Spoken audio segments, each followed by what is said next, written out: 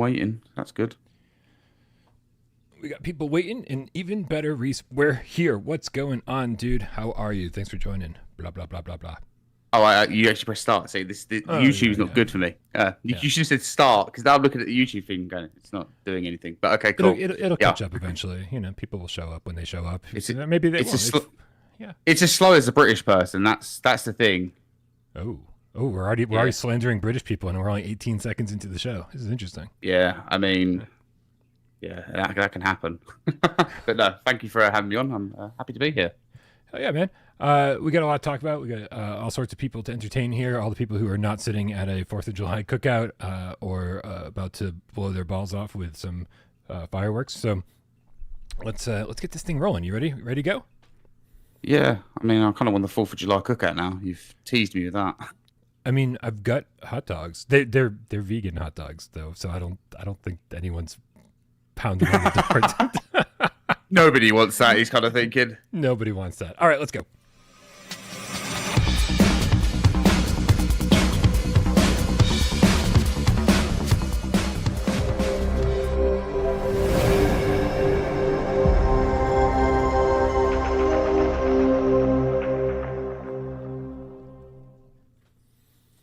This is PSVR GAMESCAST Live. We film live every single Monday, Wednesday, and West Friday right here on YouTube. We do it live 6 p.m. Eastern for your viewing pleasure, but we also care so very much about those little earballs of yours. Everyone's got them. Oh, time to use them. Check out this podcast on podcast services of your choice. My name's Bryan from this channel right here, Without Parole. And this gentleman over here is, first time on the channel, it's Reece from Games with Tea. Also, Cross Button podcast. I mean, like, you've probably seen this guy everywhere and maybe not even know who he was.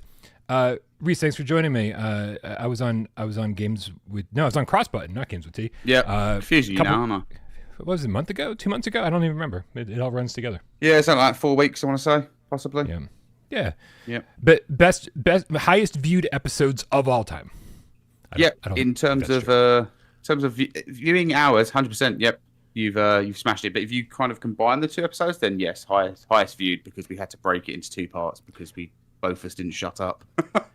Yeah, I think you're gonna see a reenactment of that today. Brilliant. That's exactly what people want.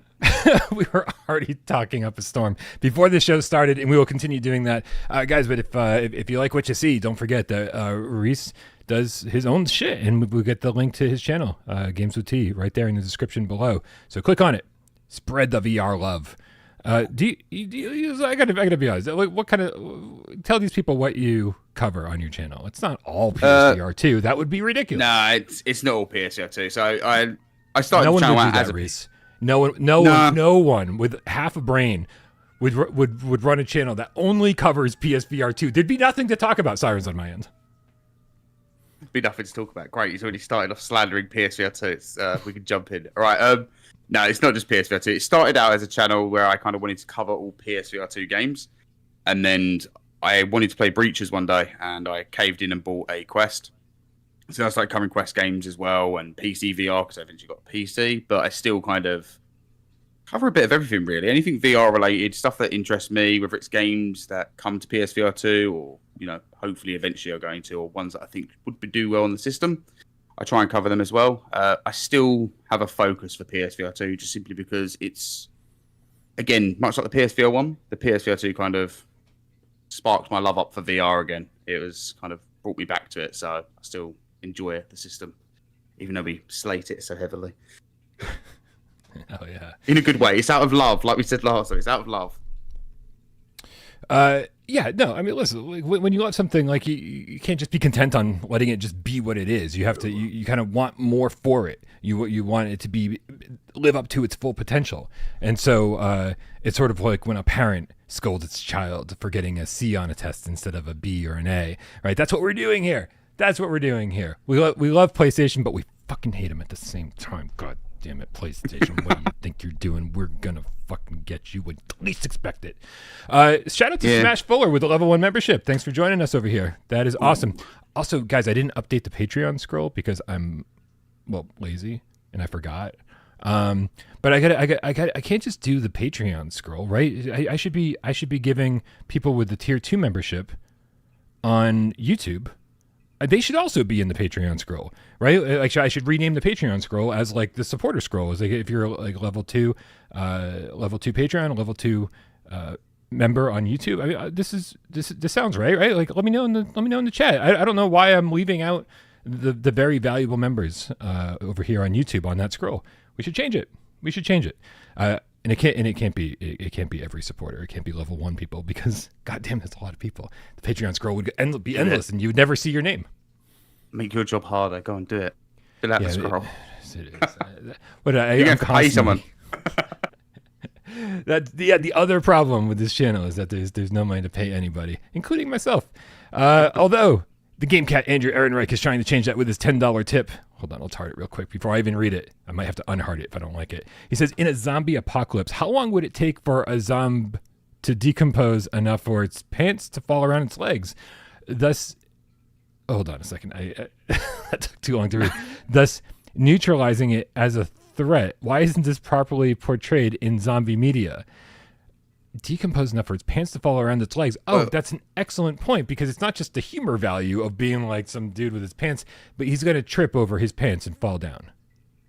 Yeah, but I think we really need to look into this. Like, now we need to question, was the zombie quite big prior? Or, before it became a zombie, was it quite big? Or was it already skinny? Then, the time factor is going to be very different. There's a lot of things to bear in mind with this.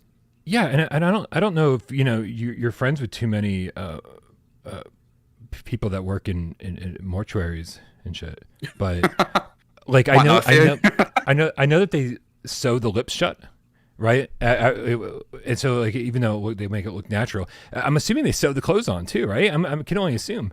And so no, and he asked someone.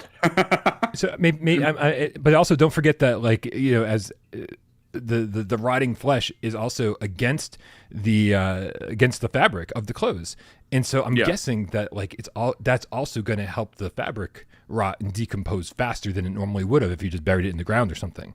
There's a lot I think you could dig up. Yeah, and topic. Also say if it was to have died in a fire, the clothes would be charred onto the skin already. I mean, we're getting really dark with this now, but it's good. It never fall off. Yeah. Yeah, we need more time to think this through. We'll come back to this. We will, in fact. But Andrew, excellent question. And also, he's still going back through the original Midnight Gamescast episodes. I don't know if he's on episode 5 or 6 or something now, but he's commenting on every one, and he seems to be enjoying them. So I guess my old content isn't complete garbage. So maybe go back and check those things out if you're running out of shit to watch. We got the Hippie Pickle with the 2 quid. Says, U.S. coffee versus British tea. VR fight. Just kidding. Peace and love all. What's up, Hippie? Hippie. Listen, I don't even care what's in this as long as it's caffeinated. Because I care more about quantity than quality. Wait, whoa. Hold on. Full screen on Reece. What the hell is that neon green shit? That's green juice. No, it's Sneak Energy. I mean, it's 11 p.m. here. I had to get something with caffeine in it. I did actually see a comment saying, where's Reece's tea at? I don't have any. I've got a mug on the floor where I've had tea earlier, or it might have been coffee. I can't remember, but yeah. I'm concerned for your health. That shit looks radioactive. I don't think that's supposed to be consumed by human beings. Okay, right. Let's look at this. Look how much I stained this. I'm concerned as well. That's not right. That's not the color it came in. Is it? No, that's not the color the shaker came in. I mean, it was all scratched to hell as well. But it's kind of like that green goo from Teenage Mutant Ninja Turtles, isn't it? Just the secret of the ooze. The secret of the ooze is that it's Monster Energy. Just imagine the color. Thankfully. Imagine the color of your intestines right now. This is not right. Yeah, wow. Let's next episode, Reece brings a urine sample on. Oh my God, I bet, right? Fifth with the Australian 5 says, on Reece's door, is that what a haptic vest looks like outside the box, Bryan? No one knows. There's no way to find out. No one knows. I don't know what that is on my door. Haptic vests only come in big brown boxes, and no one has ever seen inside one. Just letting you guys know how long it takes me to open important boxes in my life. This shirt, see, Zombie Army VR shirt. I literally only just now opened the press pack with the big giant helmet you've seen probably every other YouTuber on the face of the planet show on their channel. I only opened it up because it's laundry day and I don't have anything to wear. So I was like, oh, I bet there's a fucking t-shirt in this box. And I only opened it up for the t-shirt so I could wear it on GAMESCAST. And then I closed the box and I left it intact as is. I'll probably throw the shirt right back in the box after GAMESCAST. I just don't open anything. Like I don't want anyone else to send me anything. I don't want developers to send me cool shit. I mean, just send me t-shirts because I need them because I don't do laundry often enough. That's it. That's the one thing I would love is just some VR t-shirts, VR game related t-shirts, just to put in my wardrobe and actually wear every once in a while.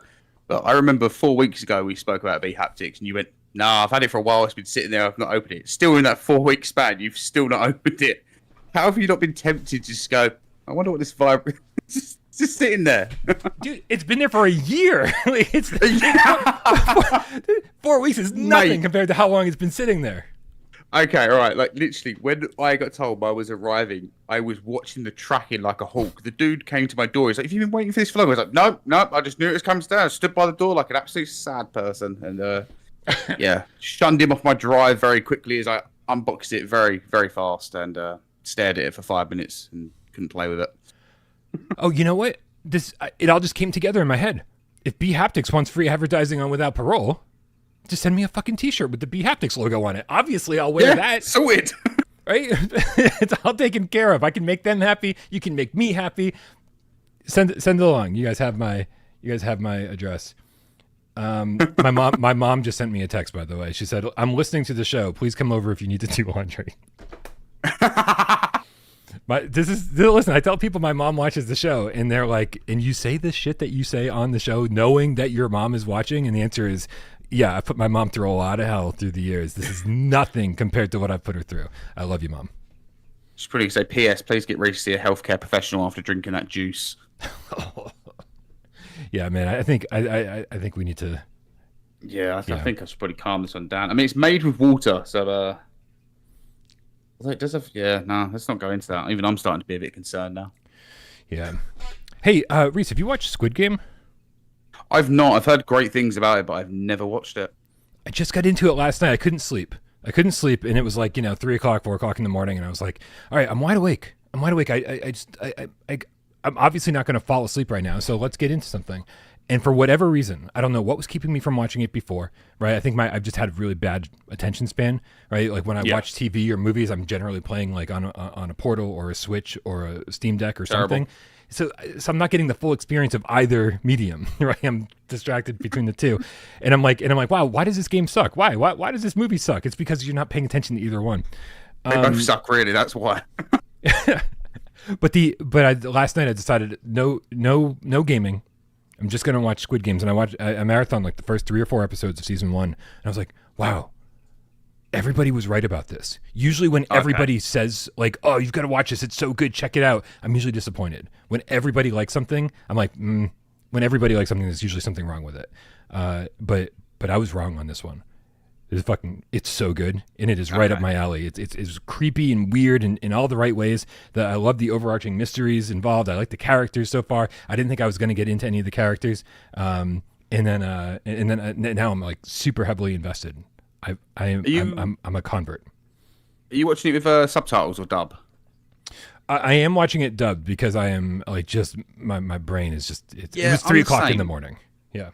See, my partner can't watch dubbed stuff. She absolutely hates anything like that. Like, not that she hates like what they're trying to portray. She just can't. She's just not a fan of listening to anything that's dubbed. So I've been tempted to watch it, but I don't want to watch it with subtitles. But I also don't want to watch it dubbed because. No, the other night, Monday, I started watching The Good Doctor. I don't know if you've heard of it. Oh, yeah, I've definitely heard of it. Yeah, the autistic doctor wants to become a surgeon and all that kind of stuff. And I tell you what, I did not expect in the space of from Monday to Friday to get to season 4. Like, I have absolutely binged it, like up until like 3 a.m. in the morning, still watching the show. I don't think anything's gripped me this much since Dexter. And yeah, I'm absolutely locked in. Can't stop watching it. Man, well, that's good. I'll add it to the list because I've heard good things about it. I didn't know it was that good. It's fantastic. Yeah, it's so many different overarching stories. Really gripping. Nice. Oh, Dexter New Blood is coming back, right? Resurrection. So next week that starts up. That follows on the story from New Blood and partly Original Sin. If you watch that. Oh God, I'm so confused now. Wait, which one is Dexter okay. as a high school kid, right out of high school? Right, that's Original Sin. So that's the prequel series, but the start of it that sets up the premise of Resurrection. Okay, so this is the first season of Resurrection. This is new.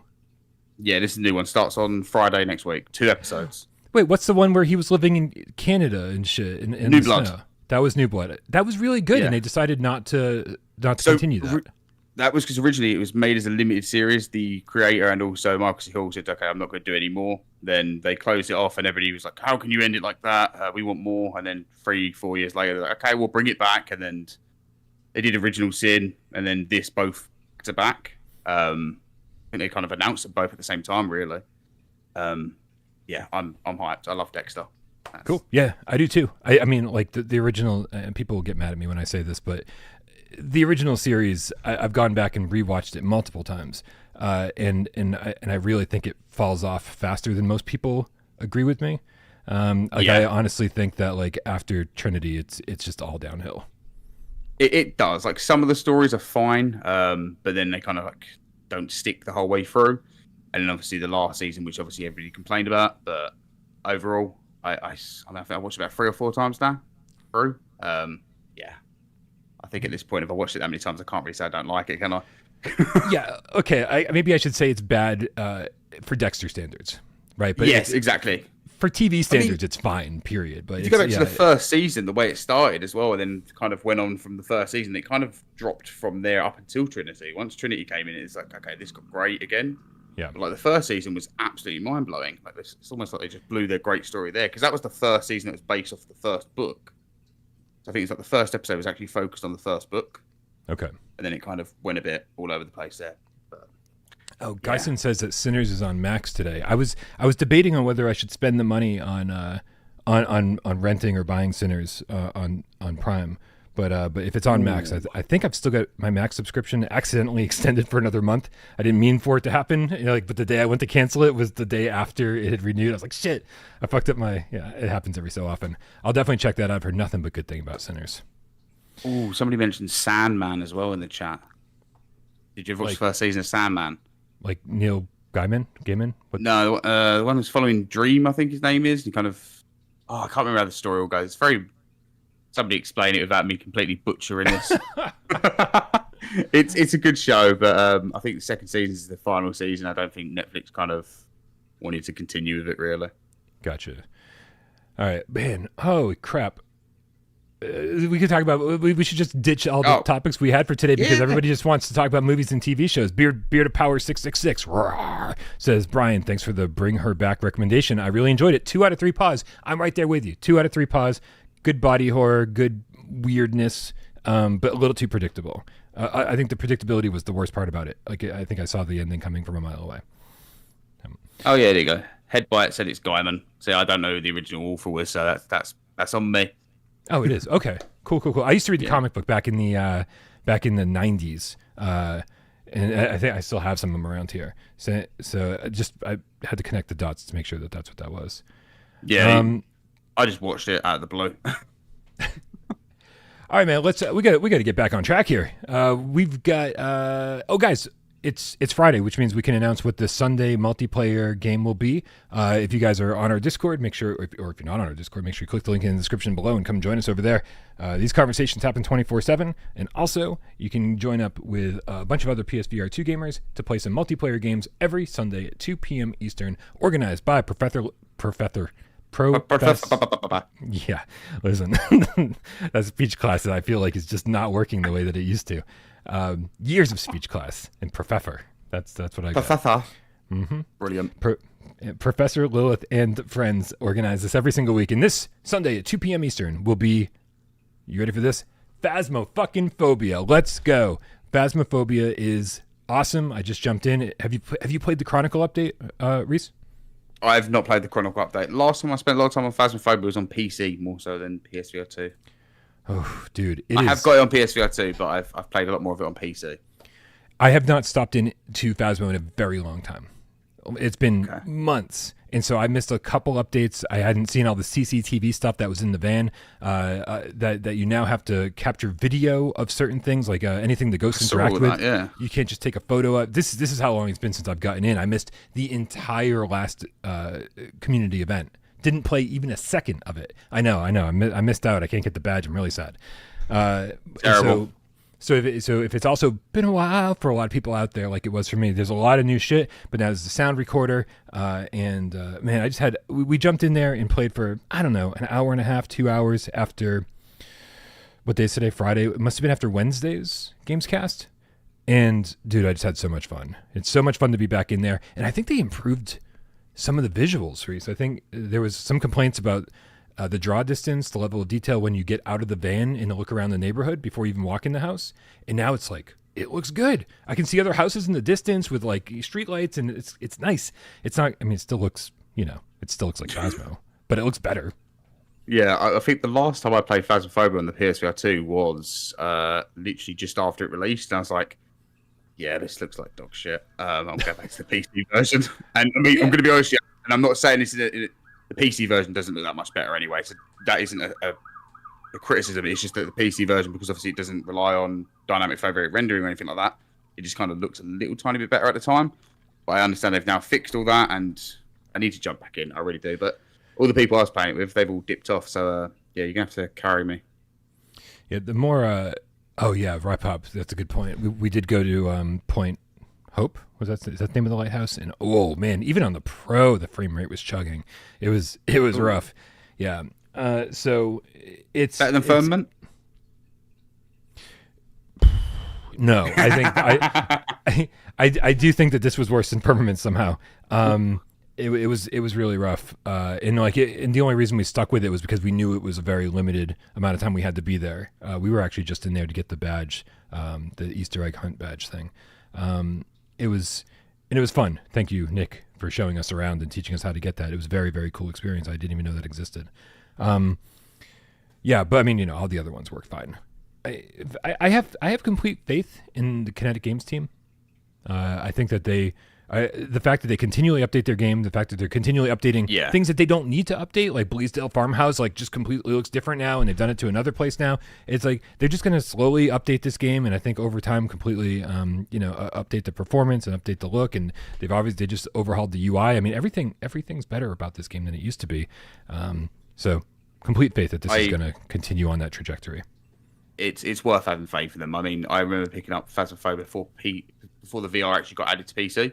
So I think it's like a week after it released in early access, and I played it a lot. Like, hence why when I play it now, nothing really phases me with it. I don't really get scared of it, which is what it was a great bit about it before. But yeah, I think I was playing about 20 hours a week on it at one point.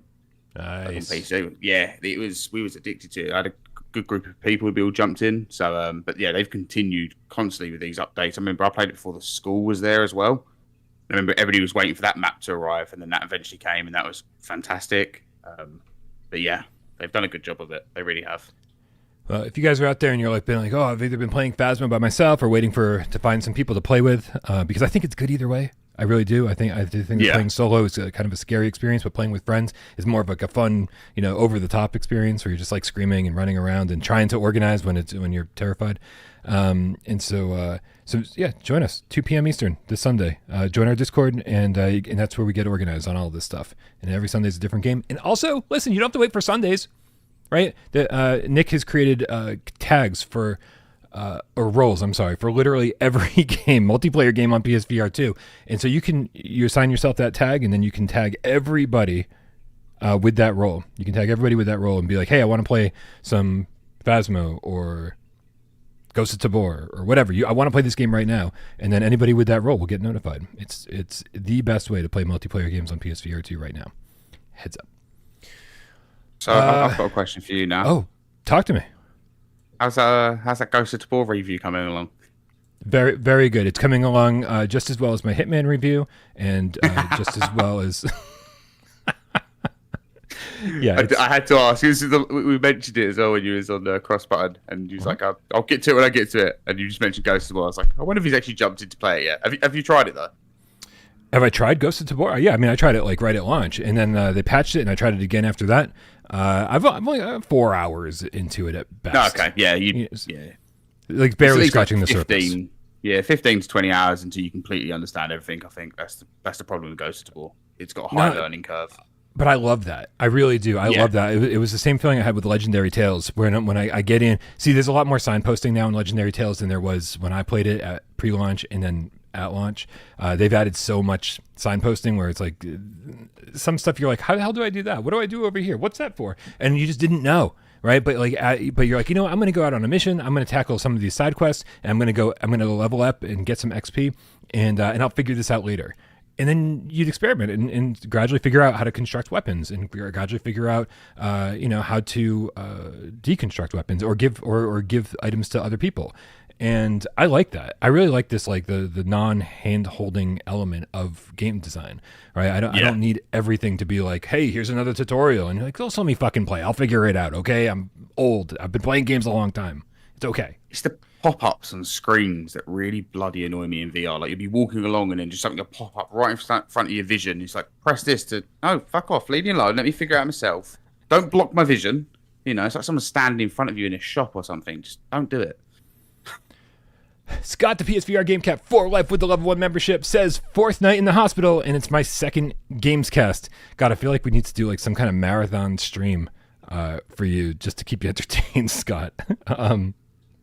We're talking with the crew about doing a top 25 debate, and it does sound like a week from tomorrow. So hopefully you're not still in the hospital on the fucking 12th.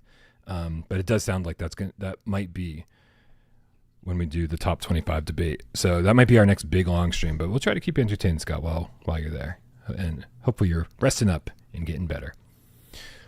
All right, hey, listen, we didn't get too much VR news today, but we did get news that Undead Citadel is getting a physical version from Perp Games. Very unexpected, I would say, but always a welcome surprise, don't you think? Yeah, one thing I love about Perp is the fact that they're keeping physical games alive. I respect that a lot. Like, I mean, I've got to the point where I don't really buy physical games as much now. I wish I did. I just don't really. I suppose it's a bit of the space where to put them all, kind of thing. You kind of end up getting this huge thing, and they just go in a cupboard. You never notice you have them. You forget you get them. And especially with VR, I'm like, okay, I'll come off one game, jump onto the next. I just prefer having them digital, but I understand the appeal. So it is good that it's getting a physical. I'm just laughing more because it's Undead Citadel, and I enjoy the game. Just I can't deal with Anvil Caveus anymore. I can't deal with his voice anymore. Oh God, that was rough. Undead Citadel only came out last week, the week before, whatever it was, and not hearing anything about a physical version already, I was a little bit surprised to get this announcement today. It is fantastic that Perp keeps doing this, but I saw from people who were like, hey, what about like Alien Rogue Incursion? What about Metro Awakening? What about so many different games that really deserve a physical version? And I hope that maybe when Alien Rogue Incursion Episode 2 comes out, is that like a joke at this point? Do we assume that there's going to be an Episode 2? I don't know. So there is going to be an Episode 2, but as soon as you load it, it's going to say, you can look at the trophies and it's going to say complete Episode 2, and then it's going to say the story continues in Episode 3, and they're just going to keep doing that and throwing us off every single time. Yeah. I look forward to it. I mean, listen, if every single episode is another 10-hour full adventure that feels like a complete adventure, fine. But yeah, I don't know. I feel like it was a little bit of a bait and switch. It's like announcing it felt a sequel. that way. Yeah. Because it was never mentioned, was it? So you load up the game, you saw Episode 1. I was like, what? Episode 1? What do you mean, Episode 1? And then I looked at the trophies. I was like, okay, so it's not a mistake. This is, just something they're doing. It's almost like they went, oh, guys, we can't finish the game fully. Let's just give them Episode 1. We'll do the rest another time. We'll give it to them then. They won't mind. Yeah, it's just it's bad messaging because, again, you could have just called it Alien Rogue Incursion, not said a word about calling it Episode 1 or telling anybody that there'd be an Episode 2, and then just say, hey, we were so thrilled with the sales of Alien Rogue Incursion that we decided to make Episode 2. Exactly. That's the way to do it. Like, how is it possible that Survios, a developer that has been making VR games for literally the last decade, is unaware that this is a stigma of VR games. Like, do not call your game episode 1 without launching it alongside of episode 2 at least. It's very strange. I was very baffled when I got sent that to review, and I was playing it, and I saw that. I think Jamie messaged me, and I was like, "You all seeing the same thing I'm seeing, right?" Like, it's like, yeah, 2 seconds. Let me check if Bryan's seeing it up. Yep, no, we're all seeing the same thing. I was like, okay, cool. So it's not just got a buggy version or something. I haven't got the wrong code. Well, but we did. We also got the wrong code because yeah, the pre-launch visuals were garbage. Oh my god. Joe, what? The one thing that ruined it for me, and I say ruined it, I mean, I still finished the game, but it was the bit where you get to the medical bay and you have to go through the airlock. And I don't know if this happened to you, but it kept crashing inside the airlock. No. And I couldn't figure out a way to fix it at first. And I emailed them. They was like, no, we've never had any of these issues. No one's reported it in. And I'm like, okay, well, it's definitely there. Here's a video of me. I can't get past this point. And I was like, I'm going to have to start the whole thing again and go through it. And I was like, this is like pretty much like halfway through the game or 3/4 of the way through the game, if I remember rightly. And I was like, okay, I need to try and fix this. And I managed to fix it. And all you have to do is kill yourself by jumping off the one of the bridges. You run out the door you came through, and you can jump off the bridge. And for some reason, it just loads the game after that. So if anyone did play it and that issue has never been fixed, I've never went back to it, just go kill yourself in the game, and it should fix it. Is that the area where you had to take like a running leap and then like grab onto like? It was like the only like actual like platforming-esque section in the entire game. That's the bit. That felt so strange. It felt so disconnected from everything else you'd been doing for hours. Well, I was like, okay, cool. This is getting cool, and then just stopped working. And it was what like when your VR headset freezes, but the image kind of like smudges, and it always makes you feel sick. Like I've been playing VR for years, but that's the one thing that makes me go is that, and it kept doing that. I was like, I can't. I need to fix this. So that was a bit of a panic. Well, speaking of things that need to be fixed, we got an update on VRider SBK. I believe this was an update from today, but let's take a quick look at what their marketing team is saying. Saying, hello everyone, here's a small update to tell you where things stand with the graphical issues affecting VRider SBK on PSVR2. Firstly, we want to thank everyone for your unwavering support. The release had its bumps. That's an understatement. But it's a bumpy road that builds great bikers. Wow. Thanks to the vocal and and supportive PSVR2 community. Vocal. Now that's an understatement too. The team has gathered lots of feedback in ways to improve the game, such as resolution, texture clarity, FPS, saturation, and overall image fidelity. We're deep in the performance profiling while evaluating potential bottlenecks impacting clarity and frame consistency. Several optimizations are being tested internally to improve graphics without sacrificing performance. This is our top technical priority, and improvements are being actively being explored and tested. We'll continue to keep you updated on our progress. Sorry, but it's a bumpy road that builds great bikers. They do know that bumpy roads and damage to road surfaces is what causes most bikers to come off of their bike. It's like the worst wording ever. That it is pretty horrible. Wow. Listen, I don't want to like start casting doubt on this team, but I thought it was very strange when we were like, oh, they announced that the game was coming out on Friday on like a Tuesday. They literally gave us like a couple days heads up that the game was on its way, and then we were like, oh, we can't generate keys until after the game's out, so no reviewer was able to get their hands on it ahead of time. It just seemed in retrospect, it seems very suspicious. At the time, I was like, first time publishing on PlayStation, I'm not surprised. There's always an issue, but now it seems very suspect. The only thing that I kind of might, okay, it's fine. I'm not fine. It's not fine in any sense of the word, but I have played it on Quest, and it's not a bad game. I'm terrible at it. I'm not good at it in any way. Yeah, I'm awful. But it's even like after the release, it's just been, even with the issue with the pricing, and you knew the pricing was wrong, but you said, oh, the game's out now, but you didn't say the game's out now, but the pricing's wrong. You said the game's out now, and then people went in and bought it for this overpriced thing, and you're like, oh, maybe Sony can refund you, but you don't know. kind of thing, and then they're saying, "Oh, Sony will definitely give you the money back." Does anyone know if people got the money back for that? There was so many different. Yeah, I don't know. It was very messy, and I mean, I think still to this day, like they've not reached out to any creators or things like that to offer them to. Yeah, like I mean, it is what it is. Like I said, it's the first time publishing on PlayStation, and it's not. It doesn't always go smoothly, and we know that. Yeah, I think Vince Virtua says it best in the chat. It says, "Wait, they needed post-release feedback to tell them that their game had texture, fidelity, and resolution issues." Roger that. Yeah, listen, it is very suspicious, and yeah, you start really questioning if we're to take this at face value and we're supposed to believe what they're saying, then I question you as a game developer. Period. I question your ability to understand what gamers are looking for. I start questioning your ability to tell the difference between a good-looking game and a bad-looking game.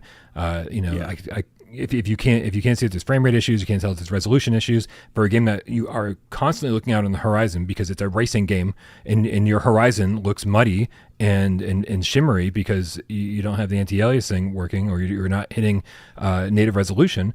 Then I question you as a game developer. And so I think this sort of ignorant talk that they've chosen to use, they're pleading ignorance, is actually a worse look for them somehow than just being honest. Did you ever see that video as well they did where they kind of compared the gameplay of the PSVR2 version to the Quest version, and they kind of like lowered the frame rate of the Quest version, the resolution, all that kind of stuff, and then put it next to the PSVR2 version. People were like, "Oh, PSVR2 is looking great." And it's like, well, 1 minute, the Quest version doesn't look that bad. We should have all kind of knew there. We should have all went, something's a bit suspect here, That's funny because when I saw that video, I was like, oh, they're in a great position because they're able to put these two games side by side and both versions look great. I didn't actually think they lowered the, because so frequently. The frame rate on the, Yeah, sometimes I guess I'm used to like editing video that's 45 frames per second because we get so many 90 native games that the social screen output is actually slower frame rate wise when you have a 90 frames native. Yeah, exactly. So I think I'm just used to that, and so I didn't see issues with the frame rate on this on that video. It was mainly the frame rate. You could see it drops a little, and I was like, I remember it being smoother. But the main issue still with this game that why don't you see your hands when you're on the bike? Why are your arms not there? You're just a floating bike. Like it's odd. And then obviously, VRider was kind of announced coming to PSVR2 in the same week when they announced this, and now you don't need to worry about VRider. I suppose is a better way of putting it. Yeah. Yep. Screw it. I'll just wait for V-Racer Hoverbike. It's the better game. And I say that nicely because VRider is good, but V-Racer stole it for me. What do we got? Oh man, I wish I could heart your comments, Scott. I don't know. I just want you to be better. Comic book guy with the 5 quid says, talking about Alien. I don't know if they have fixed it, but I did have this graphical glitch where in the save spots it would just glitch. I did email them. Huh, I didn't have any issues in the save spots. Yeah, what was the glitch happening in? Was it not saving? Because that would be really concerning. Those save spots are like you got to always know where there's a save spot in Alien Rogue Incursion, because if you don't and you're not constantly thinking as soon as I'm done this thing and I got to run back and save my game, if you're not thinking that way, then you are going to lose a ton of progress sometimes. There was a big event in the game that I had to do so many times because I could not get myself back to a save room after this big battle was over, and I kept dying. And it was a hard lesson to learn. Always know where your save rooms are, and always get back to them as soon as you've done anything, and you'll be much better off. But yeah, comic book guy, I definitely want to know what the issue was. Yeah, I'm curious. We got GC13, the Die Pepsi Cat. What's up, Tiff? Welcome to level 3 membership. Thanks for upping your membership. You didn't have to do that. I think you probably would have been on the scroll. You might already be on the scroll. But also, even more impressive, she gifted 10 without parole gift memberships. Shout out to every single person who got a gift membership, including the Hippie Pickle, Matt Ferguson, Hasib Mirza, Meister Lugbergs, Dinstman 75. Look at all these people fucking hanging out, not saying a goddamn word. Now we know that you're here. Prentice Summer Scales, Immersive Cat, Boognish 66, the Underground Game Cat. Yeah, right. Got zoom tight. Shout out to all the recipients. Thank you very much, Tiff, for your insane generosity. Where does that bring us? What's next, man? What are we talking about next? I don't fucking know. 90s Extreme Skiing multiplayer, maybe? Oh. Yeah. Want to go into that? Yeah, we can do that. Let's do that. This was announced yesterday that 90s Extreme Skiing, the only extreme skiing game on PSVR2, is getting a free multiplayer update next week, right? Isn't this Tuesday the 8th? So we are literally 4 days away from a free update for 90s Extreme Skiing multiplayer. Let's start with the game itself. I know that I've been a little bit critical of this game, and I've had a lot of suggestions. So we're gonna. Yeah, let's start there, and then we'll talk about the multiplayer and talk about what we think that'll bring to the game. What I mean, you've obviously played it. What do you think? I like the walking side of it more than the skiing side of it. I found I don't know. Like, I always forget the game, but you know there's Snow Scout. when you're in the fire towers and you're kind of watching Firewatch. Yeah, Firewatch. It kind of like the walking side of it reminded me of Firewatch. Fire towers. Yeah, it reminded me of that in a sense, and I kind of wanted more of this type of story where you can hop on the skis and go around if you want. No, I'm thinking of Snow Scout, and I'm not. Yeah, you are. That's okay. That's okay. Yeah. Listen, I like Snow Scout so much more than 90s Extreme Skiing for the exact reasons that you're talking about.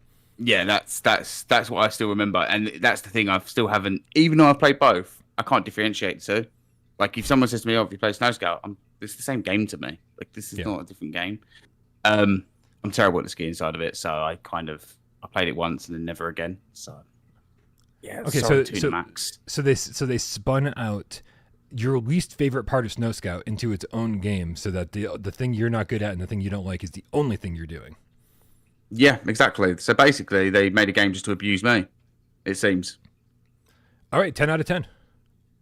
I suddenly have a much higher appreciation for this game than I did before. That's great. Yeah, listen, I again, I don't want to harp on. I don't want to be negative about this, but I do feel like I thought the skiing in Snow Scout, I thought it was great. I thought it felt really good because it was part of this other game.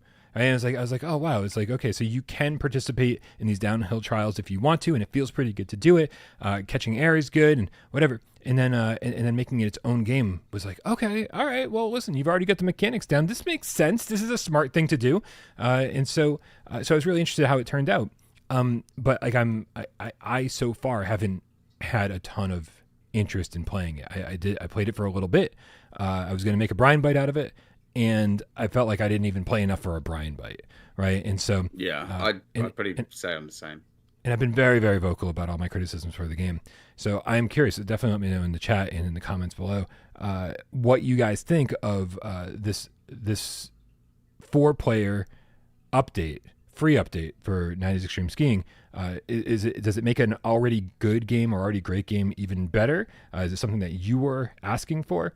Or did you feel the same way as me, where you're a little underwhelmed by the game, but you're interested in going back to it for the multiplayer? Or even, was it a game that you weren't interested at all, and now that it's got multiplayer coming, now you're suddenly interested? Like, there's so many different options.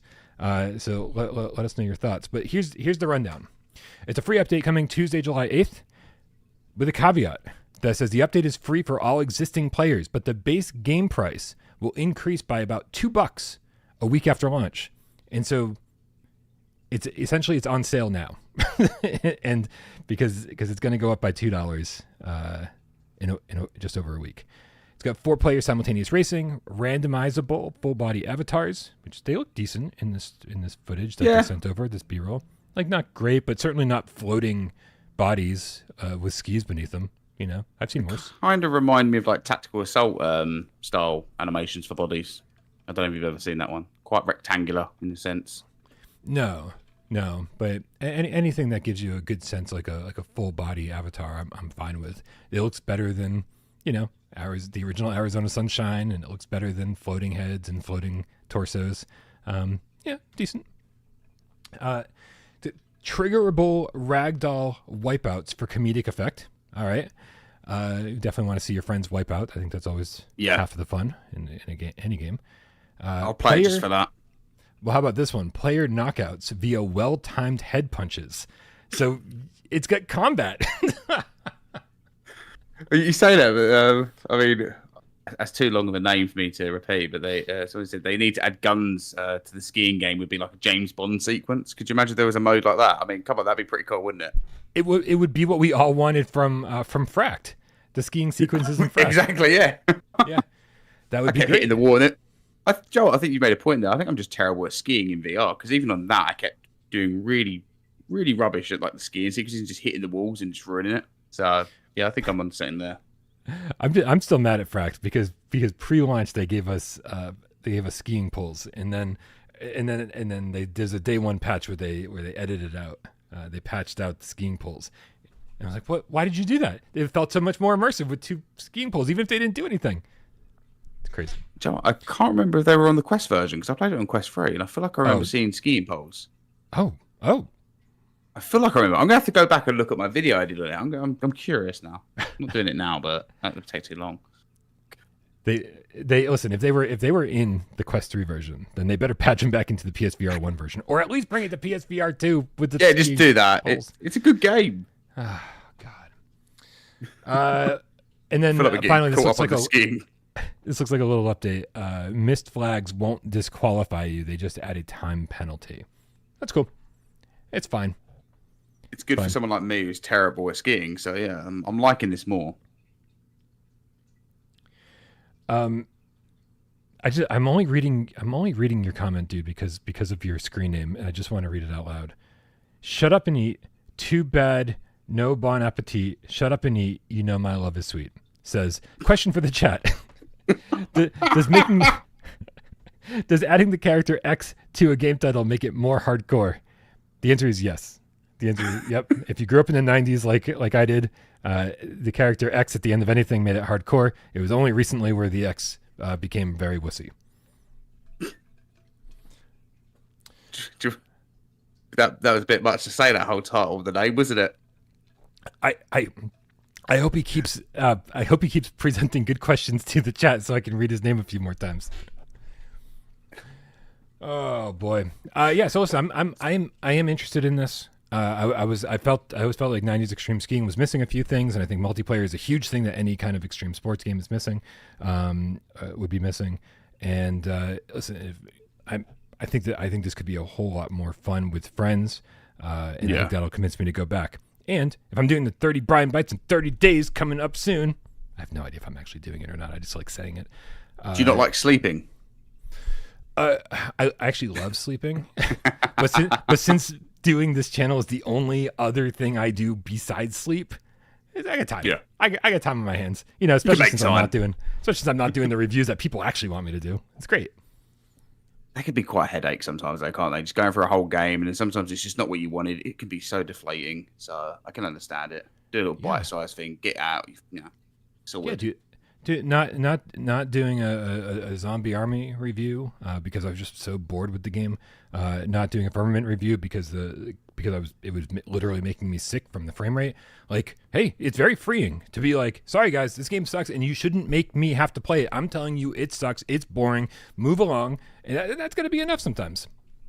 Joe, something I wish I knew when I first started doing YouTube videos is that you get sent a game. If it's absolutely awful, you don't have to cover it. Like, you're not going to help them in any way by covering it. And I think that's something I wish I kind of just followed along with when I started. Listen, I mean, you can do whatever you want to. However, keep in mind, people will give you shit for it, no matter what it is. Yeah, that's all you have to know. People will give you shit for it. That's all. I got shit for the, I think it was Suicide Guy. But that game was, I'm still saying that, it was dog shit. And I stand by that statement. Ooh, yeah, talk about a game that'll make you sick. Oh, mate. It's such a creative game. And I thought on PSVR2 they'd at least take care of the frame rate, which was garbage on fix PSVR1. all the issues. Yeah, well, I went back when I was playing it and I reviewed it. I went back and watched your original review from PSVR1. I was like, they've not fixed any of this. Nope. Like, you've had a review that stated all these problems, you've not done any of it. And I was like, okay, no, I can't. Yeah, who's the guy? Is it Chubby Pixel? Something like that. He sent me a DM and was like, "Oh, I want to send you a physical copy of the game," and I just never responded. I was like, "I think our relationship is over. Like you clearly don't care about listening to people's feedback. You clearly don't care about making your games playable. And so why am I even talking to you anymore?" He questioned every single thing I said about the PSVR1 version. He was like, "Oh, are you playing on an OG PS4? Or are you playing on a PS4 Pro?" And I was like, "Both. It's terrible on both." And he's like, "I don't have a." He kept saying, "What if you do this? What if you do this? What if you do this?" I was like, "How about you fucking playtest your own goddamn game?" Yep. And stop having somebody who's supposed to be reviewing your game be your playtester. This is nonsense. And then I was just completely done when the PSVR2 version came along. Yep. Yeah, he sent me some choice words as well after my review. Oh, very nice. He was always nice to me. He just seemed like he didn't believe anything I said to him. Yeah, it was kind of along them lines as well. I think he just it's one of them things where he just believes his game is great. And I think as a developer, you're going to think that, but you also need to take on criticism and things that are raised, but some just can't, sadly. Yep. Oh, Suicide Guy. Well, and that concludes our conversation about 90s extreme skiing multiplayer. We always start on topic and then end up like 3 games removed from our conversation, which is fantastic. Which is great because that brings us to an update on Death Relives, which is hold on a second. Where do I have an image for this? No. What do I have for this? Do I have a window capture? Is this it? Yeah, there we go. That's what I was looking for. Over on Twitter, no X is required. Death Relives says, "Hello everyone, we're happy to see the interest in a PlayStation VR2 version of the game." Now, Reece, of course they're happy to see, and of course there is interest because they announced this game with PSVR2 support and only later said, "Oh, listen, we're just going to get the game out and then focus on the PSVR2 support." And now they're updating that even further and saying that it's something we would absolutely love to make happen. However, it depends heavily on how things go after launch. After 6 years of development, our current focus is to deliver the best possible experience on PC and consoles. Pushing for VR support now without the proper time and research would compromise the quality we aim for. If feedback and performance after release are strong, we'll definitely consider working on a proper VR version, not just for PSVR2, but potentially other VR platforms as well. That said, we believe VR is not just about running the game smoothly, but also meaningful. The spelling mistakes in this are awful. I know VR platiforms. But yeah, meaningful, meaningful. Yeah, this is interesting. Listen, I think I could be wrong. I think they're a Spanish team, so I'm definitely not making fun of their English. I suck at Spanish, and I took it for 5 years. Use Grammarly or something, Yeah, something. Meaningful interaction and full immersion. So if we move forward, it's definitely on our radar. What do you think of this notification? I feel like I never heard of this game until they originally mentioned VR, and then it got hype, and now they've kind of backtracked on the only thing that made people really hype for it. Like, even looking at the comments, you see so many people that are part of like PSVR2 players that have been hyped for this game. No one else is there going, "Oh, cool, looking forward to this." All the people I'm seeing is people I see in the PSVR2 community. Yeah. I mean, Elephant Trap, Magnum Gaming, the Once and Future VR King, William P, Dr. Gamer, Bad Robo. These are all Lee Jones Game Cat, right? These are all people we see all the time. Patrick, we see these people all the time. Chris Taylor, what's up? There is interest in your game because you announced it with PSVR2 support, and also that it was a hybrid game. It's developed for flat screen, and you're adding VR support to it. I am very concerned, Reece, that what's happening here is they're going to say, "Oh, it didn't sell well on the flat screen, and now we don't have the money to bring it to PSVR2, give it proper PSVR2 support." But yet, that's what people were interested in to begin with. A majority of your sales. And this is an uncommon situation. I think a majority of their sales would have been on PSVR2. 100%. Like, this is a game I'd 100% play, but in VR. The reason I'd only play in VR is because it'd be unique. there's so many other games out there like this. I know it's a different aesthetic and things like that, but horror games like this have been done before so many times on PC. You've got some of them that are on console now.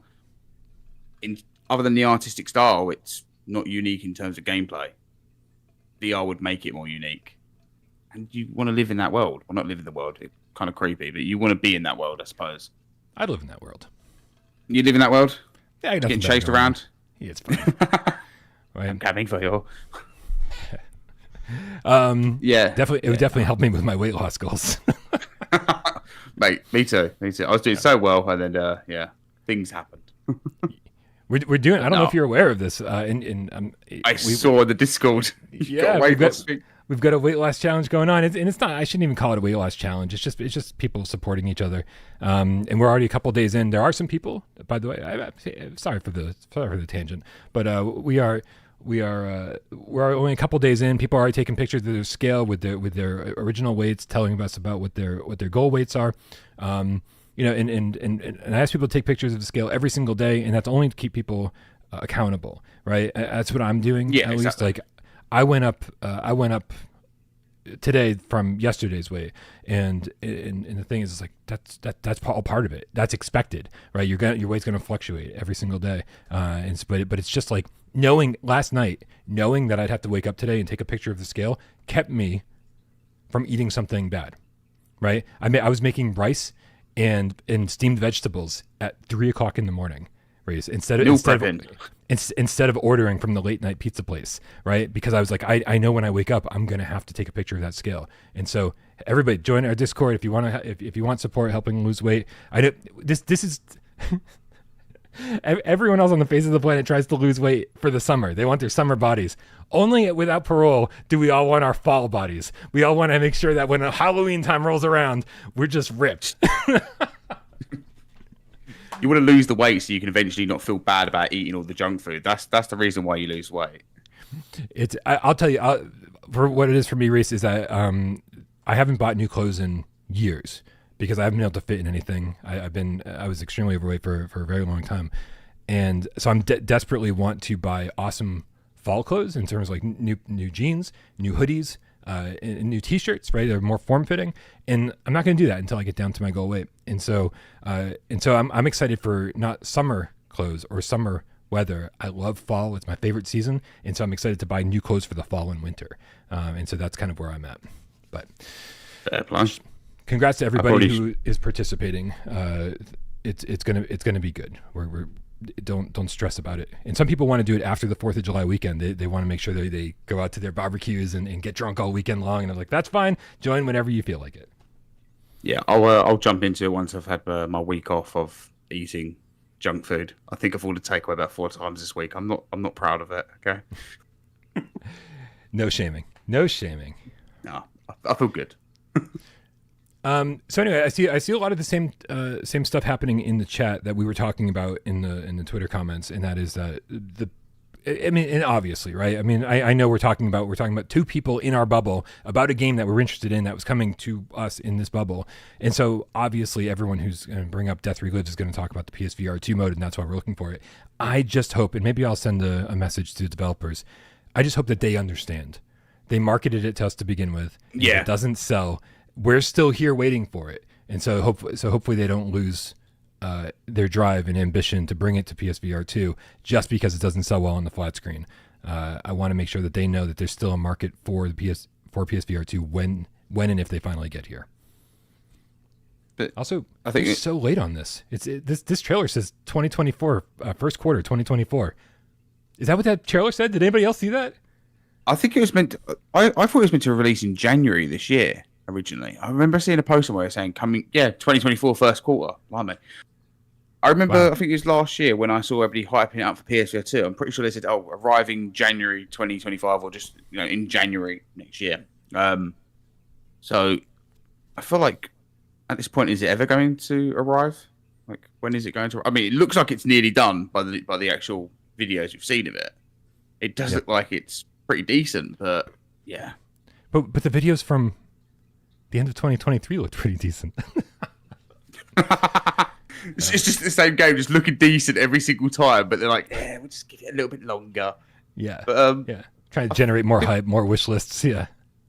I think one of the reasons why we as well, like, why I wanted to kind of talk about this with you is because it's not the first game that's done this, though, is it? Like, and it's not just in non-VR. You've got other games that kind of say coming to PSVR2, and then they never do. And I feel like they kind of balance on the hype of the PSVR2 community as well. Because one thing I always find about PSVR2, and I love this about the PSVR2, they always hype up stuff. They're the first ones to kind of say this game's arriving, and then they'll talk about it. Quest players, they'll know the game's coming to their system, and they'll just kind of be like, this game's coming. Cool, I don't have to talk about it. But PSVR2 players, they get excited. They talk about it. They say what they're looking forward to. There's so many games where it's like PSVR2 on the trailer, and then like 6 months later, it's like, is it coming? No answer from you. You ask them, maybe. Who knows? Yeah, I mean, even in the general chat on our Discord today, there were 2 different games that came up, and what was it? Numata was one of them. Yeah. Right. And so Numata like looked incredible, right? It was one of these games that, just like Ill that they showed off recently.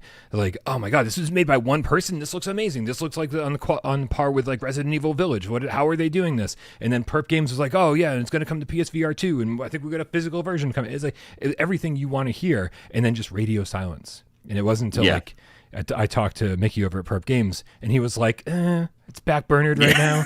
Oh, okay, cool. It wasn't just me that spoke to Mickey as well. I think I spoke to Frankie actually when I was at EGX about Numata. I love Frankie. Can we give a shout out to Frankie? Frankie's like one of my favorite people. He traveled. Yeah. He traveled like all the way to the United States to bring me a PS5 dev kit. It was like Frankie is for like 2 days lovely. Here, and I was like, dude, it's craziness. He just content as well. He's just a good dude. Yeah. Oh yeah, he's super nice. I love his tattoos too. Yeah. Can we get a shout out for Frankie in the chat? Everybody say what's up, Frankie. But great Frankie's guy. Great. Like he's one of the best people Perp could have hired for the community. 100%.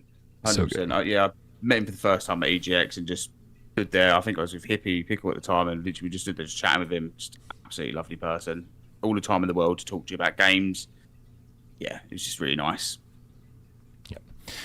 So we're kind of in a holding pattern on this one, right? I mean, it's not definitely canceled for PSVR2, but I think the word was that they want to make the flat screen game even better, and they need to make sure that it'll sell on PSVR2 if they actually bring it over. There's a lot of moving parts on this one, and so I basically, in my book, I would say forget about it.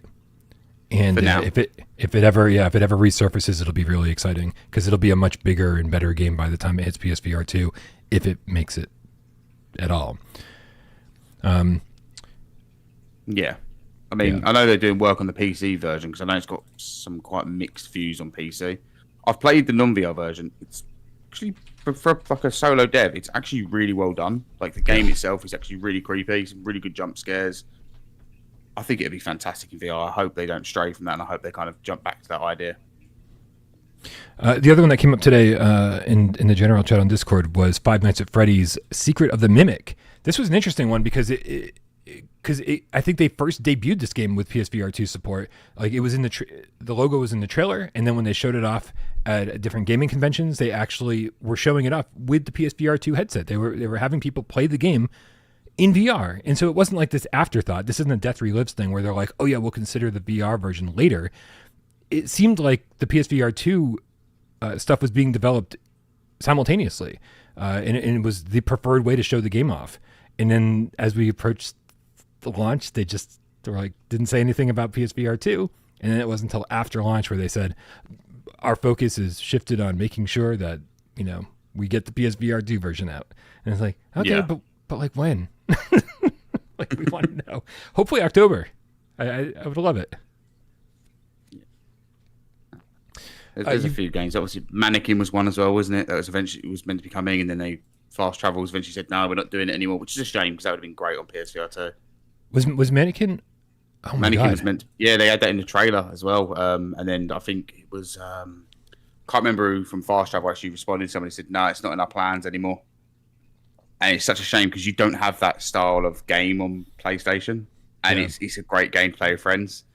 But there's others as well. The social deductions, the social deduction stuff, like, I think works way better in VR than anything else. Like, because it does feel 100%. like yeah, like with even like in Among Us, there's so much tension when you're like performing any of the tasks, constantly looking behind you. Even though it's like this cartoon world with cartoon enemies, this ups the ante with like more realistic visuals and a darker tone. So I would have really liked this one. It's not like the worst thing ever that it's not coming. Like I probably would have played it for a week and then been like, okay, that was fun. Time to move on. Thanks for spending years of your life developing this fast travel. I think I only played it for a week as well, then never again. And then we had good though. It is good.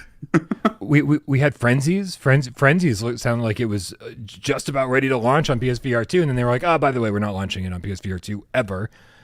It is weird, man. It is weird, and it kind of goes in the face of everything we've been hearing from all these developers recently. We've got Undead Citadel, and I mean, dude, we talk about this so frequently that it's sort of silly to keep bringing it up and keep listing all the games. But so many studios, more studios than not, are saying our game sold better on PSVR2 than it did on Quest, than it did on Steam. And it's like, so what is the reasoning behind canceling some of these games when you've already gotten this far into development and now you're just pulling the plug because you don't think it's going to sell, I have no idea what the reason is. Yeah, I think it's when the game is like aimed at an adult audience, it does always seem to hit really well on PSVR2. But like you get some that come over and it'll do like 5 sales more than Quest, but nobody heard about it on Quest because it was never marketed. So there is them ones as well. I think it was Encircled. I remember them doing a Reddit post saying, "Oh, our game sold better on Quest," and I was like, "No, our game sold better on PSVR2." And I really wanted to respond to him and say, "No shit, nobody knew about your game on Quest." Like, but nobody knew about it on PSVR2 either. Like I've never played that game. I cover PSVR2 for a living. I've never even started it. I don't even know how it plays. You don't need to, and that's my point here. I'm trying to get at. It's like some people use that as a. Like, I'm not saying it's a bad line to use, but sometimes you say to a dev, "Oh, get your game over, it'll sell better on PSVR2," and then it doesn't. But some of them, rightfully so, deserve to. And it just always makes me laugh because, like, I always go back to the Encircled one because it made me chuckle so much. Because I found about it on PSVR2 because I was just browsing the store one day because it's easier to browse the store on PSVR2. Yeah, and I was like, "This was on Quest." When I searched Quest, I was like, "Oh shit, it was actually here for $5.99." I've never heard of this game, and it made me chuckle. When they did the post, I was like, "This is just absolutely priceless." I'm like, it's obvious it would sell better because it's a smaller, limited store. But since then, PSVR2 has got bigger with the library of games, and thankfully. Did you have a list of games that we were excited for on PSVR2 that never made it? It sounded like you were referencing a list. You did put one in there, and I remember I don't know if you remember the not VR game showcase. It was one that Callum does at EGX in London. I always get the spotlight or showcase, one of the two. But I remember it was the year the PSVR2 came out, and they showed X8, and in the trailer it said PSVR2, and I was really excited for it because I was like, "Oh, cool! A game like Valorant in VR. This is gonna be great." I later played it on Quest, and it's a decent game, and I actually did speak to the devs. I was like, "So what's going on with the PSVR2 version?" And they was like, I was like, "Okay, so if you've got any I was like, "Okay, cool, let's just actually play the game on Quest," and clearly you don't want to go into any detail about this. So again, I think that's another one where I'm like, forget about it. But at the same point, I say forget about it as well because it's actually not that great of a game. Is this third verse? Or no? Third verse. It is third verse. Yeah, okay. It's a fun game for like a week, and then you it still has a good player base, and they did like a playground upgrade, and I feel like that update made it a lot better. But yeah, it's just I don't know. I was shocked by that because I was like, this is a game that I think would do quite well on PlayStation because there's nothing like it, and it's like with Chess Club coming to PSVR2. I think that's going to do quite well because we don't have any chess games on PSVR2. It's these type of things, and I think you said it's having these different genres of games that are not already there. Bring them over. Don't even think about it. Just bring it over because just give us the choice of what to play. Stop giving me 7 different shooter games that are all exactly the same. Give me something a bit different. Give me a hero-based shooter. Give me a horror shooter. All that kind of stuff. Yeah, this is I think you described every third verse game perfectly by saying it's fun for like a week. Yeah, because Swords of Gargantua was like a no legitimate... hate to them. No, absolutely not. But like Swords of Gargantua was a legitimate addiction for me for a week. Like I would, anytime someone wanted to play it, or if no one was around, I would just play it by myself, and it was just leveling up and grinding and leveling up my my weapons and combining them. And dude, it was so much fun. It had this great addictive gameplay loop. And then Altair Breaker, very very similar addiction for a week. And you get a group of people to play with, and it's really fun. But yeah, they make these awesome games and then don't know how to sustain them.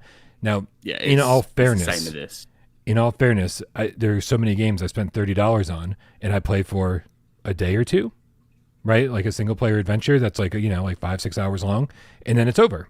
And so like playing 20, 30, 40 hours over the course of a week, I feel like I got my money's worth. But it also feels like in a game like this, there's so much potential that feels wasted, right? Like it's almost like I want these games to be more of a live service game than they're giving me.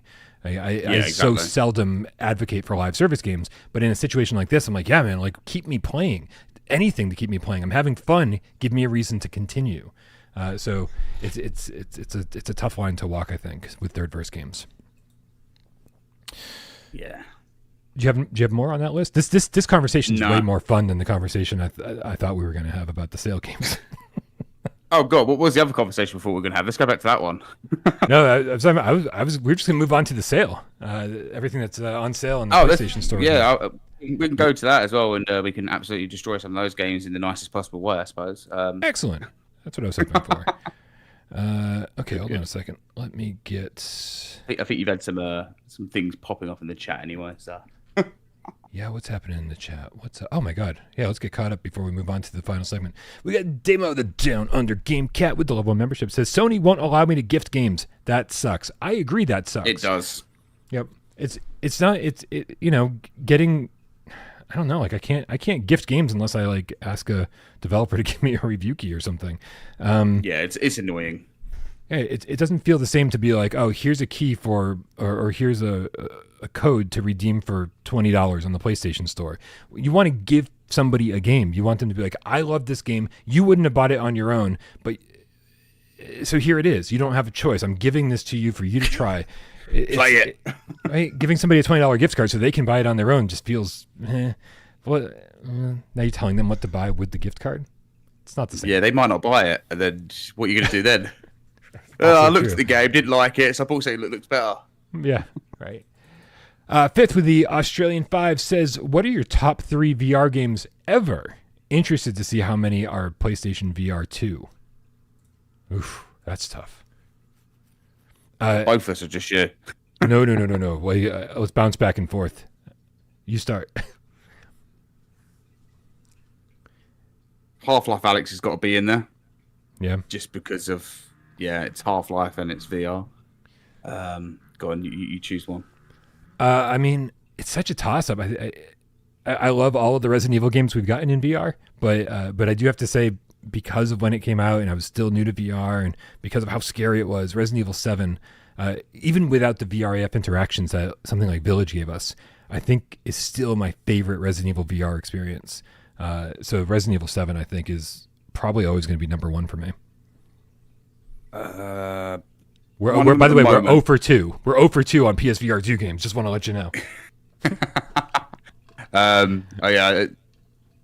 I'd probably say the first Saints and Sinners, only because the first time I ever played it on PSVR 1, it felt absolutely revolutionary in terms of a VR game. It blew my mind. And it still does on, and I'm not going to include Chapter 2, but yeah, Saints and Sinners, the first part, still to this day, I play that and I'm like, this is just, I want more of this. I know they did Behemoth, but you could have gave me another Saints and Sinners that was nothing to do with that kind of story they were doing. I think I would have appreciated that more, actually. I think so too. Man. All right, I'm sorry for sticking with horror, but you should, if it's personal top 3, then horror is going to be pretty. It's going to be dominating most of my list. I've got to go with Madison VR. I haven't been that scared in VR in a very, very long time. I love the story. I love the fact that we felt like we were taking care of Luca, like we were like Luca's protector, but at the same time we were we were the force driving him to his possession. It's I love the story. I love the dichotomy of who we are in that game versus who we're controlling. It's just unforgettable. An unforgettable experience. I think I gave that a 10 out of 10. And as much as like I'd probably retroactively go back and just be like, there's some inventory issues and blah blah blah. I think it's so deserving of the 10 out of 10. I mean, it's not a favorite game, but I've seen someone in the chat mention Zenith, and that just brings back to another game that gave me like a week-long addiction. Like I was like, I'm going to quit everything I'm doing in my life and just play Zenith. I'm going to live in that world. Like there was something about that game. And then after a week, it was like, Zenith, never heard of it. What's he? Another one. I think I got a couple weeks in there, but yeah, that was about it. Yeah, it was just something great about it. I mean, I got my partner addicted to it as well. I think my brother tried playing it as well, but he was like one of his first VR games he played. So as soon as he started flying in it, he sounded like he wanted to throw up, which is pretty humorous to hear. I mean, he was playing on a Quest 2. So we're talking about Zenith still? Zenith, yeah. Okay. Yeah, he sounded like he wanted to throw up with it. Oh my God! Zenith is so underrated. Sorry, I know we were moving off of Zenith, but like this isn't a favorite game, but like there was something great about it, and yeah. Again, another team that I felt like kind of dropped the ball in terms of keeping players around. Right, if they had been done better about giving more rewards and updating the game faster, it could have still been the multiplayer, the MMO to be playing on any VR headset. But yeah, I remember just walking into that world for the first time on PSVR1 thinking this is going to be a horrible port. There's no way they're going to get this up and running properly. And like all the different blades of grass were like flowing, and I found I could climb anything, and then I jumped off a ledge and T-posed and flew around. I was like, this is everything I want VR to be. This is insane. I love this. I think that's what done it for me though. Because I walked into, I think the first time I loaded it up, I walked into like the main area where all the other players are, and I was like, holy shit, this is in VR. I've got all these other players around me. I was like, this is like watching Sword Art Online. Like, this is what I wanted. This is. I was like, this is it. And and I don't know why I just fell off it so quickly after a week. But it was just something magical about the game. It was absolutely fantastic. Like even you got the clip on the screen right now, and it's making me want to jump back in and play. Is the server still up, or have they closed them completely? Oh, I have no idea. I can't remember what they did. If someone could in chat can let me know if they ever closed the servers, because I'm tempted to jump back in now. Like that's giving me some right. They tried to go free to play and like give us a different game for free to play or something. It's not what we wanted. And then the game that we spent $30 was considered DLC. It got real confusing after a while. I don't know what the hell they were doing. Mate, it was crazy. I mean, another game, not one of my. I say it's not. It's one of my favorites currently, and it's on Quest. And it's Tactical Assault VR, and I've asked them so many times bring this game over to PSVR2. Just because of how cool it is, like clearing buildings as a squad, like going in, putting a satchel charge on a door and blowing it down and kind of breaching in, going in together, and they keep updating it, adding these new maps. And it's the one game, like I remember saying to you when we were speaking before, like, you don't always get time to play games. If there's ever a game I can think of that I want to play when I've got nothing else to do, Tactical Assault always comes to mind. There's just something about it. It's not a looker, like it doesn't look like the best game ever made. But it's a game that, for me, just absolutely has locked me in for so long, and I keep going back to it. But yeah, I'd say top 3. Add Resident Evil in there. Just like you, they deserve to be there. Yeah, I hate to be generic, but Gran Turismo 7. Like, it's crazy how I still haven't played it. Oh my God, get off my fucking show. Okay, so. Jammy as going to be every single time. I'm like, mate, okay. There's a reason I'm terrible at racing games, and I just, in my right frame of mind, I can't spend £30 to £40 on something that I know I'm going to be absolutely shit at. Yep. So I'm like, I'm just going to avoid it. But I played my first GT or whatever it's called. Yeah. And it just kind of patronizes you the whole way. It's like, oh, this is how to drive, and it's like, don't do that to me. And again, it goes back to the whole tutorial thing. It was that, but I will say, it felt like really good. The racing was cool. The game looks great. So next time there is a sale on, I will pick up GT7. I owe it to myself. But yeah. The cats were amazing to me, and it basically funded my my racing rig that I've only used. I only use for Gran Turismo 7. I'm sorry, and Galaxy Kart. I apologize, Galaxy Kart as well.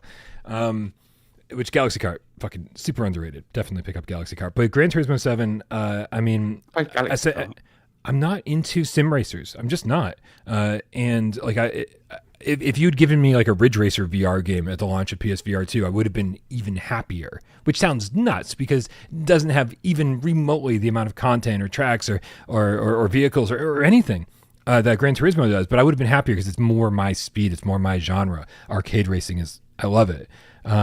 But Gran Turismo won me over. Right, it starts with so many training wheels for you to help you, to ease you in when you're terrible at sim racers like I am, and then gradually you take each of those training wheels off one at a time, one every week or something, and then eventually you're racing around the track, and then combine that with the racing rig, and it's as real, it's close to real as you can get. It's amazing. Yeah, I'll have to pick it up. Maybe I'll go see if I can find it like a used disc version or something like that, just to get it a little bit cheaper. But it's one that I want to play, but I just don't want to spend £40 to £50 on it. For sure. Yeah, it's been on sale. It's been on some deep sales. I don't remember how cheap it's gotten, but I've been very happy with the price. No, there is no time. All right, shut up and eat. Too bad, no bon appetit. Shut up and eat. Crap, where the fuck is the rest of your username? Oh, like, hold on, I gotta scroll. Where are you? Crap. I feel so bad that I can't say the rest of your username. I don't know where it went, buddy. But thank you so much for the 25 quid. He says, in the romance movie Warm Bodies, which is great. I have that on Blu-ray around here somewhere. Alas turns a zombie. 2 seconds. You carry on talking. Sure. I think it's funny if I don't. Oh no, not the green drink. No, not the green drink, because that was staining the carpet that isn't mine, and that's not going to be good, is it? So that you carry on. Let's carry on. I was less concerned about it staining the floor and more acting like xenomorph blood and melts through the floor. Yeah. It's something you look down and you see your basement. It's like what? Yeah. In the romance movie Warm Bodies, Alas turns a zombie human by kissing him. Would you play a VR game where you have to romance a bunch of zombies to cure them? Would you French kiss a zombie in its mouth hole? Listen, I'm sure this question is meant to make me feel awkward, but you obviously don't know me very well because I would do that without it being the goal of the game. Do you know what the funniest thing is that, and I wasn't going to say this at first, but I know this person. Oh. So yeah, he's pretty ways just coming in and annoying you. No, I think this is great. Listen, I think dating sims are underrated. In fact, when I was playing Sushi Ben, which I loved, by the way, great visual novel on PSVR2. Let's put that in one of the top praise. I was a little sad when like you couldn't romance the characters, right? I was like, we were getting to know each of these characters, and a part of me was like, oh, I'm going to go spend time with this specific character because I think this would be a great romance angle. And you couldn't spend extra time with these characters. I thought adding a dating sim aspect to it would have been awesome. And so I think dating sims are underrated. I think creativity in VR is kind of dying a little bit. I feel like at the launch of PSVR1 and like, early Quest games, they had you doing some really interesting things. Like even remember Headmaster, where you just hitting a soccer ball with your head, right? In order to solve puzzles and get through these challenges. You don't see as many of those games anymore. So yes, I'd take this in a heartbeat. I love walking the dog in Sushi Ben. Yeah. So random. Yeah, no, we do need more. The cats are everywhere and they meow at you. They just meow.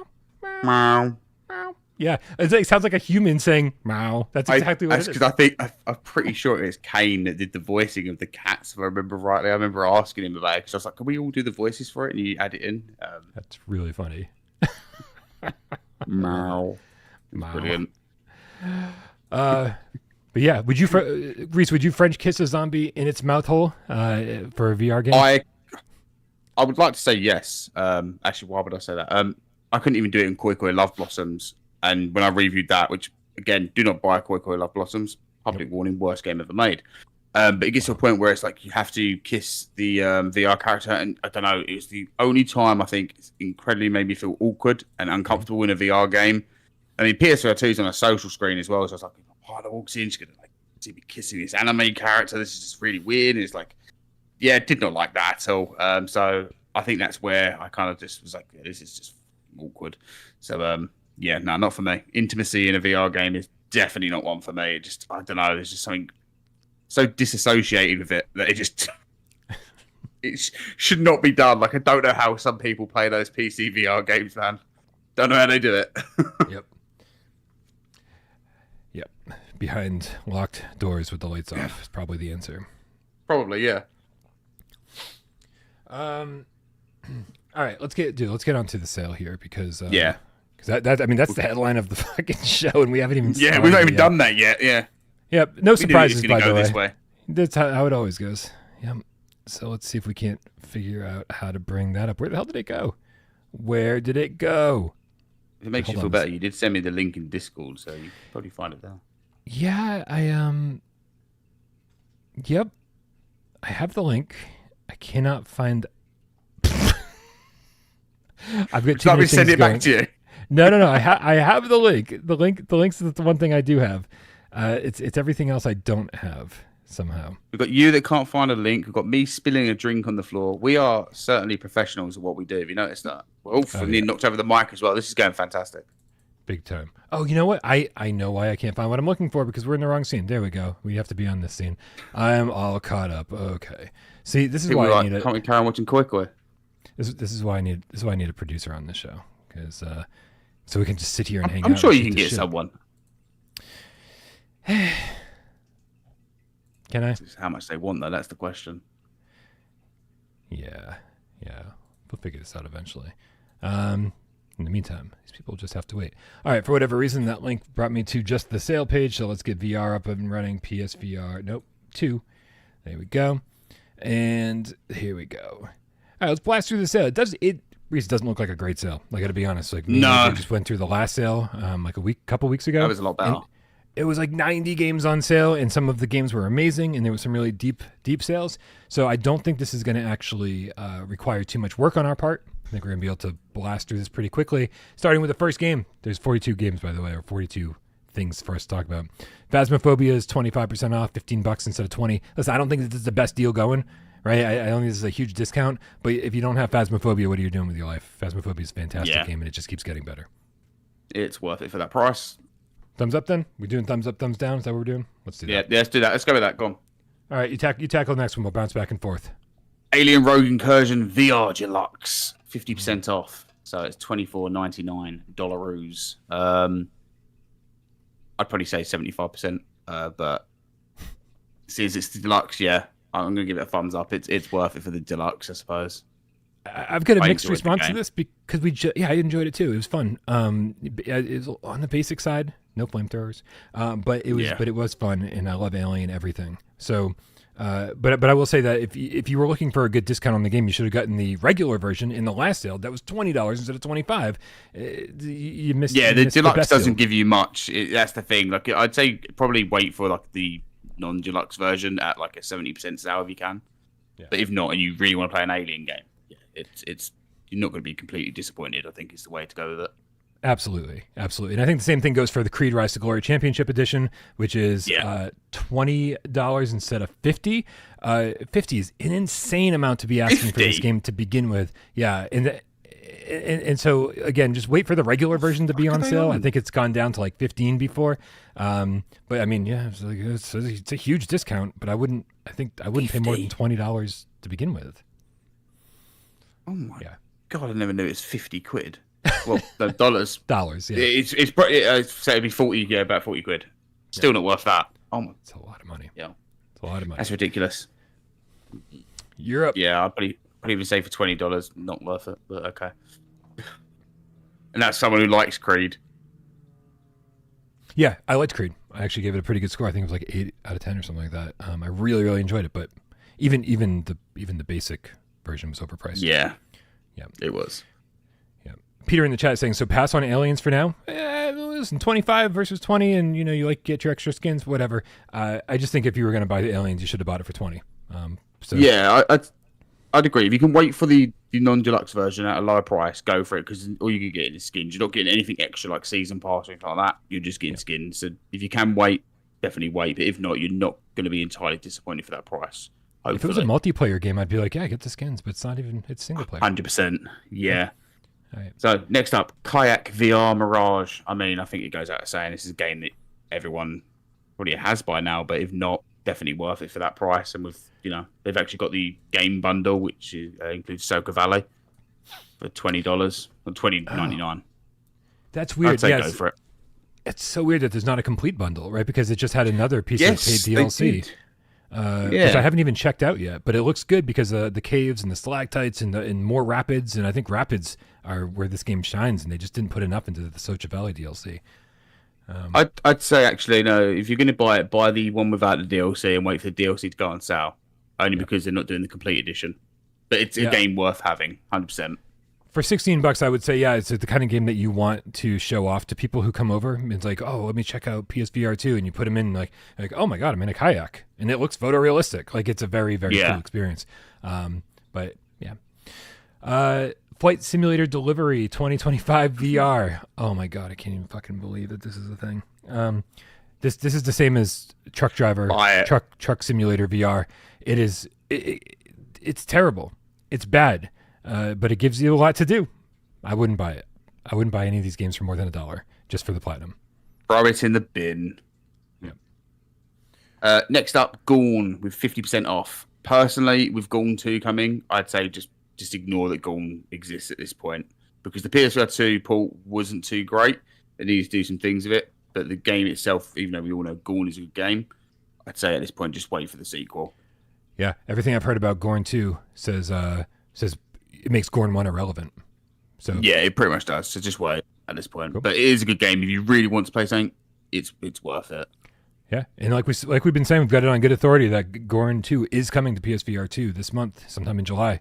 They haven't made an official announcement, so maybe they were like, Bryan, why the fuck do you keep saying shit? Don't stop it, Bryan. You're making our job harder. Why do you gotta yuck our yum?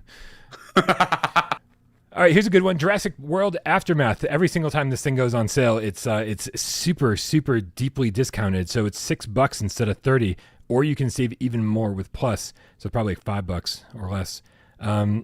This to me was a little bit of a letdown. I didn't like the cell shaded graphics. I didn't feel like the stealth stuff was impactful, because I felt like cardboard cutouts of dinosaurs were chasing me instead of anything actually threatening. If I was to actually do a review, it would be a 5 out of 10. So it's like, it's passable. Oh, really? Wow. Yeah, that's about it though. It's like, it's passable. That's what, not great in any way, shape, or form. Do you know what? I bought it on a sale roughly for like, I think it was £5, so probably like $6 or $7. Sure. I've still not played it. Oh. Still not played it. Moving on then. I want to. Yeah, I want to. But right. Now I don't after you said that. So.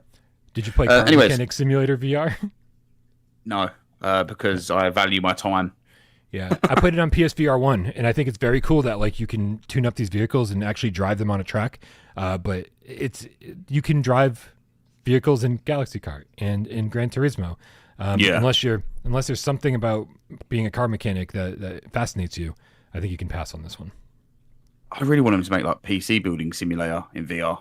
I don't know why. I know I can go out of my way and build a PC if I really want to, but that costs a lot more money than a PC building simulator VR game. For sure. The next one, Red Matter. Red Matter for $12.39. Yes. Yep. Yes. Although, if there's any way to wait for the bundle that they usually do where it comes to both of them, do that, because I think I've seen that actually for like $3 more in the past. What? Red Matter 1 and 2 for like $15? I think it's been $15. I think it was around Christmas. It might have been $20, something like that. But it was something. It was a lot less like than what you'd get, and it was worth it. Gotcha. But either way, it's a game you're never going to be disappointed with. Red Matter is absolutely fantastic. Yeah. No, I agree. And yeah, if you want to wait for a bundle, great. But if not, if you want to jump into Red Matter 1 and wait for Red Matter 2 to go on sale, great price. And I think we should definitely. Every so often, there's a developer that I think just knocks it out of the park. That it's like, you know what, support them. support them, Yeah. and I think you should be buying their games at full price. Vertical Robot knows they're just such a technically amazing studio when it comes to getting every last drop of power out of whatever they're working on. You played Red Matter on Quest 2, and it looks stunning. You play Red Matter on PSVR 1, and it looks stunning, right? And it's such great puzzles too. So support Vertical Robot, whether you're buying this or Red Matter 2 or whatever. Just support them. Yeah. And then you could ask the question to yourself is, what are Vertical Robot doing now? Like, you'll just be sitting where we are sitting, just wondering what they're actually doing next. Yeah. With any luck, they're working on Wanna Dev's Propagation Paradise Hotel 2, because Wanna Dev doesn't seem to want to do it, and so I was like, just give it to Vertical Robot, because I felt like playing Propagation felt like Vertical Robot's take on a Resident Evil game. That's what it felt like to me. Yeah. Propagation was great. I need a part 2 of that. Need it. Propagation is so good. And the PSVR2 port, man, they killed it. Looks great. Mate. Unbelievable. Yeah, it was pitch black. There's only a little bit of mirror, but not enough to make me get angry. Yep. Human Anatomy VR can suck it. It's a textbook. Yeah. Unless you're in school for anatomy or some kind of, I don't know. It's basically a textbook in VR. I didn't play it on PSVR 2 because I checked it out on PSVR 1 and I was like, what am I doing? This is a textbook. Moving on. Yeah, bin that off. Drums Rock Premium Edition for $22.74. Yeah. I like Drums Rock, but if Smash Drums was on sale here, I'd say ignore Drums Rock and get Smash Drums. Yeah. That's it right there. Smash Drums takes. And that's it. Yeah. Yep. It does. I've said it before. I'll say it again. I'm just not a fan of drumming in VR. I like rhythm games in VR. I just seem to not like drumming games in VR. So it's a pass from me. But that's a very, very personal take. It has nothing to do with the game itself. I will say Galaxy Kart is, dude, come on, $10. I was just talking about if you have a racing rig, even if you don't have a racing rig, you need to buy this. But especially if you have a racing rig, it delivers on the thing that I love to do: drive with one hand and shoot with the other hand. It's such a good feeling to play with or without a racing rig. It is the only decent kart racer that we have, and the developers keep adding more to it constantly. They listen to the feedback, man. VR Monkey's amazing. We were like, hey, it runs reprojected. Is there any way you can make this 90 native? And they're like, sure. 2 weeks later, 90 native. We're like, what? What kind of fucking magic are you working, VR Robot? No, VR Monkey. VR Monkey. Robot Monkey. Brian, there's a way you can make that better as well. You know, you've got a box there of a product you've not opened with the Bhaptics vest. And literally, Galaxy Kart with Bhaptics is one of the best native games on PSVR2. It's fucking fantastic. Like, that was the first time I played it, and feeling the entire rumble through my entire body. And because I had the sleeves on as well, like when you throw stuff, you're feeling the rumble in your arm. When you're holding onto the steering wheel, you're feeling it as well. I was playing it with Hippie Pickle. Literally, I think he must have thought he was playing with this person who just discovered something for the first time. I was laughing, smiling. It was just one of the best experiences ever. It was. I'm opening it. You're convincing me. He's opening it. Galaxy Kart has convinced me to open the Bhaptics vest for the first time. Literally, you feel the whole engine just vibrate up your back. It's insane. It's Sorry, opens it. It's not the Bhaptics. It's something else. He opens it up and it's like underwear that he's just like unboxed. Yeah, it's ground coffee I ordered from Amazon months ago. Okay. Is everyone happy now? Everyone happy? I'm one step closer. Oh, mate, it's the X40 as well. That's how you know he's had this for such a long time. They don't even sell that model anymore. They've discontinued it, and he's got it. All right, back in the corner it goes. Back in the corner. Oh man! So everyone buy Galaxy Kart. 2 thumbs up, big time. Wow. That's made my evening. Oh mate. It's the reveal people have been waiting for, Reece. We had to give it to him, right? Brilliant. Absolutely brilliant. Bartender VR Simulator for $15.99.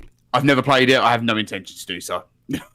Listen, if you want to learn how to make some drinks, buy yourself. Go buy a cocktail. But yeah, buy yourself some rocks glasses, buy yourself a shaker, buy yourself some booze, right? And then learn how to make drinks online, right? This game is terrible. This game is terrible. It's not fun, and just zero interest whatsoever. The only thing I could say is that if you're trying to learn how to make cocktails, there's recipes in there. Yeah. But it's way more fun to make the drinks yourself, and then you can drink them IRL. Just saying. I've tried so many bartender games in VR, and I don't want to anymore. It's a weird one. I just don't want to. Don't worry, we got more coming in this very sale. For fuck's sake. Oh, God. We got Before Your Eyes, PSVR2. Was it a launch title or soon after launch for 50% off, $7.49. Very emotional tale. What did you think, Reece? I loved it. Even though I had a few issues, I still walked away very happy with it. I need to go back and get the platinum. But yeah, I've told people this before, but I am emotionally dead on the inside. There are no emotions left other than fear, which is why I love horror games. I actually feel something when I play a horror game. But so this game tried to make me tear up, and it was a very sad story, and somehow like missed the mark with me. Maybe I was just in the wrong mood. Who knows? But everybody I talked to is like, "Oh, I totally cried when I played that game. I totally cried." So I know I'm in the minority. It was still a great experience for me, even though it didn't hit me emotionally like it was supposed to. So for $7.49, if you've been holding off, I definitely think you should check it out and see if it hits you and it feels like it's supposed to. It's good. Yeah. All right. Next, or am I? Next one. I'm getting confused. I think it's me. Crisis Brigade 2 Reloaded for $10.49. I like this game, but I'd say wait for a deeper sale than that. 100%. Yeah. Just wait for a deeper sale. It's not as bad or in any way. It's just, it's not worth $10.49. I don't even think it's worth the full price he's put for it. No, did they never brought Crisis Brigade 1 over, did they, to PSVR 2? No, it's just the second one. That's a shame. I know the graphical style of Part 2 is much more realistic. That's what they were going for. But I actually liked the levels. I prefer the level design, on the first one. Yeah, way more cel shaded, way more cartoonish. But you were on different vehicles. You were in a boat. You were flying away on a plane or a helicopter or something. And it felt like there was more movement. And so I actually liked the first one better. So yeah, I would hold off. On this one. I don't know, $6 or $7 is probably the right price for it. Yeah, I'd agree with that. I'd say go half, 50% off, 70% off, something like that. Then get it. Hey, this is a good one. We got Mutant League Boxing VR, Mutant Boxing League. We don't want to get in trouble with EA's lawyers. 25% off or 30% off with Plus, so it's $18.36 instead of $25. They had already dropped the price of this from the original price. It was $30 or $35 or something when it first launched, which was way too much. But this is one of my favorite boxing games, or maybe my favorite boxing game in VR. I would actually recommend this over Creed. I had a blast with this. Really? Yeah. Joe, what? I've not played this yet, and I had it in my basket earlier on because I was like, it's one game that I've not got around to playing. So now you said that, I think I'm actually just going to pick it up. Yep. If it's shit, I'm going to have a moan at you. You can definitely blame me if it's not good. I felt like, unlike Creed, I was actually moving around my room a little bit, which I don't tend to do. Right? I was actually utilizing the space in my play space a little bit more. It felt like I had more control over my player. I think that the training mini games are very difficult, but very, very good. And if you stick with them, I mean, talk about getting in shape. It's a good workout. And then plus the enemies, it's sort of this weird blend between, Punch Out or Knockout League and Creed, right? Because it's got these cool cartoony opponents that animate really well and are really fun to fight. But then you actually have more of an actual boxing experience, less of a mini game thing than Knockout League provided. So I love it. I'm a big fan. 3 out of 3 paws. Bryan Bite coming soon. 3 out of 3 paws. Okay, cool. Yep. I'll have to have a look at that one, definitely. What is this custom environments for? What is it? Okay, so that's an add-on, and then there's actually 2 bits here that are add-ons, but it's all for Power Beats VR. I've never played it. It's another. I think it's one of them ones where you kind of put your arms out and hit the beats, similar to Synth Riders, but more. We can skip it because I haven't played it. The too many games like Box to the Beat or Box the Beats. Yeah, all these games came out around the same time, and they all just. I think it was for me. I think it was more well known on Quest, and there's 80 different ones like this on Quest. So they kind of we'll bring it over to PSVR2. Gotcha. So Human Fall Flat VR. is only $650. It's half price. Man, I remember they were experimenting with the first-person mode for this for a little while, but I don't know. That never got implemented, right? It's just all third-person puppeteering. Yeah, it was on. I think it was like a play test on PC, if I remember rightly. I've got this. I've never played it. I've heard great things. I need to jump in. So if anyone actually wants to play this at some point, maybe I'll mention it in the Discord, and hopefully someone can join me because I've not played it with anyone, and I'd like to try it. I feel like this should be a Bryan bite because I'm all, for $650, I think you should definitely pick it up. It's if you like those unique VR experiences, especially if you like physics-based puzzles, it's cool. But I would love to be able to try this in first-person VR instead of kind of manipulating your character in third person. But for $650, I had fun with it while I played it. It doesn't look terribly great, but it's fun, cheap indie game. And that's all you need sometimes, a good bit of fun. Yeah. What's next? D-Day. Enhanced. They've actually got 3 different editions on it. So you've got gold, special, and then you think you've got the standard one as well. And I think the standard is, if I remember rightly, let me go across the page here. Gold, special, and there it is. Yeah, this is the standard. Yeah, on the next page. The standard is like $249. I mean, they're incredibly cheap. I mean, even if you have Plus, you can get the gold edition for an extra 10% off. The same with the special edition. And you can save 15% more if you have Plus on the standard edition. Like, I mean, it's a good bit of fun. If you can get like a good group of friends all joined up, you're going to have a laugh there. And for that price, I don't think you're going wrong, like genuinely. Yeah, I mean, less than a cup of coffee. I would support Reggie at Strange Games, and just because honestly, even if you only play it once, you get a good group of even do it on a Discord. We can organize a group, get 10, 20, 30 players into a match. Because what is it? Isn't it like 32v32? It's something crazy. Yeah, it's ridiculous. It's absolutely insane. It's a good laugh. Like I said, if you've got a lot of players jump in, you're going to have a laugh. Yeah, and for $250, even if you only play it for an afternoon, you get your money's worth. It's cheaper than a coffee, Yeah. There you go. Put it that way. Kazuna AI touched the beat. Did I play this? I don't know if I played this. Did you? I don't think I did. I think maybe I watched Miles play it. Maybe that's what I'm remembering. That man will play anything, won't he? Yeah. This was a launch title, wasn't it? Do you remember? I think so. This isn't the Hatsune Miku one, is it? Is there a Hatsune Miku one as well? No, I don't think we got any official Hatsune Miku ones on PSVR2. Maybe we did. Is it PSVR? We got like 2 or 3 on PSVR1. I am getting confused with this. With my efforts to try and own every single PSVR2 game, I mean, maybe I should pick this one up now and give it a go and go touch the beat. Dude, it's usually $35. Bro, it's $35. You have to shout that. You have to shout that off the mic just because of how much that baffled you. Oh my god! I say don't even buy it at the sale price because they're trying to rip you off with the full price. I'm talking shit about a game that I haven't played, but fuck this game. No, I've not played either. Yeah, The pricing's a bit off. Next up, Borderbots VR. I enjoyed this game. It's silly. It's a good bit of fun. It's nothing too strenuous. It looks great in the headset. It was really clean. I mean, this is one that got held back as well. Like, do you remember? Like, they were going to release it, and then they held it back for like 10 months, I think it was, to kind of line it up with the Quest release and all that kind of stuff. Okay. It was quite humorous. But no, it's a good game. It's a good laugh. It looks clean in the headset. If you like things like Papers, Please, definitely pick this up. And I think for $9.99, I think it's absolutely worth it. Yep. So I guess a thumbs up for me, at least.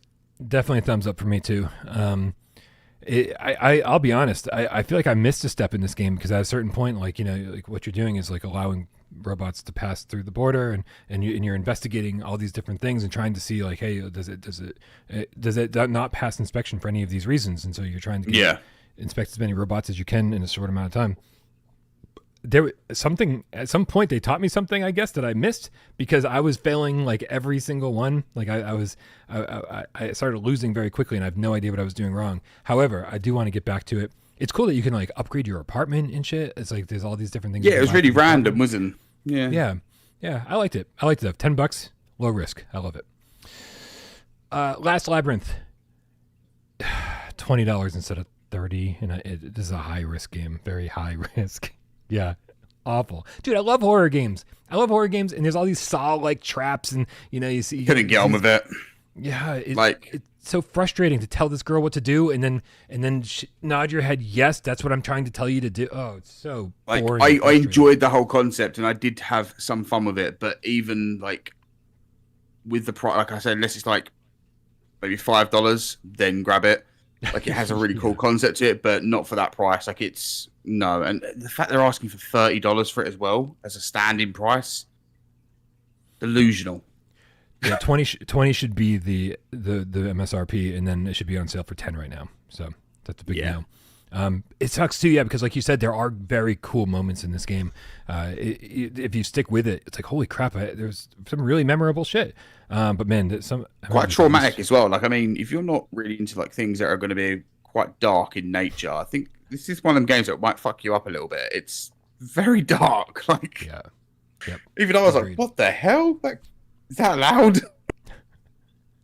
Part of me wishes I could just control instead of having the laser pointer from the wheelchair. Yeah. Can I just control the girl with the analog stick and hit the X button and shit? I know it's less interactive, but I think that would work so much better. It'd be more. Do you know what would make this game better? Do you know what would actually improve it? Like every VR game, they should replace the main character with a cat.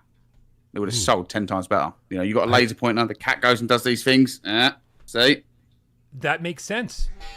Girls don't chase laser pointers. Cats chase laser pointers. Bryan knows. He's tried. He hangs out the window of his laser pointer. He's like, none of them are coming. There is a disturbing lack of females that enter this apartment. I will say that. Next game before we go to... Yeah, let's go to the next game.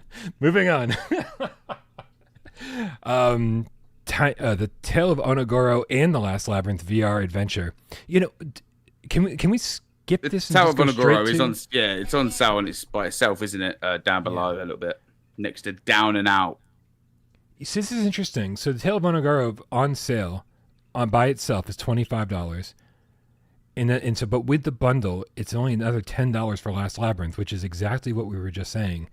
Last Labyrinth should be on sale for. But now I'm trying to think. The Tale of Onogoro feels like it's too much money at $35 and maybe even too much at $25. So yeah, no on this too. I enjoyed Onogoro. I thought the boss designs were incredibly unique, but yeah, $15 maybe. Yes, exactly. The number I was thinking. That's a perfect price for it. Yeah. Yeah. So $25 for the entire bundle. This bundle is $10 too much on sale. On sale, it's still $10 too much. All right. What do you think about Mare? Was Mare any good? I haven't played it, but Laurie on Crossbutton, he absolutely loved it.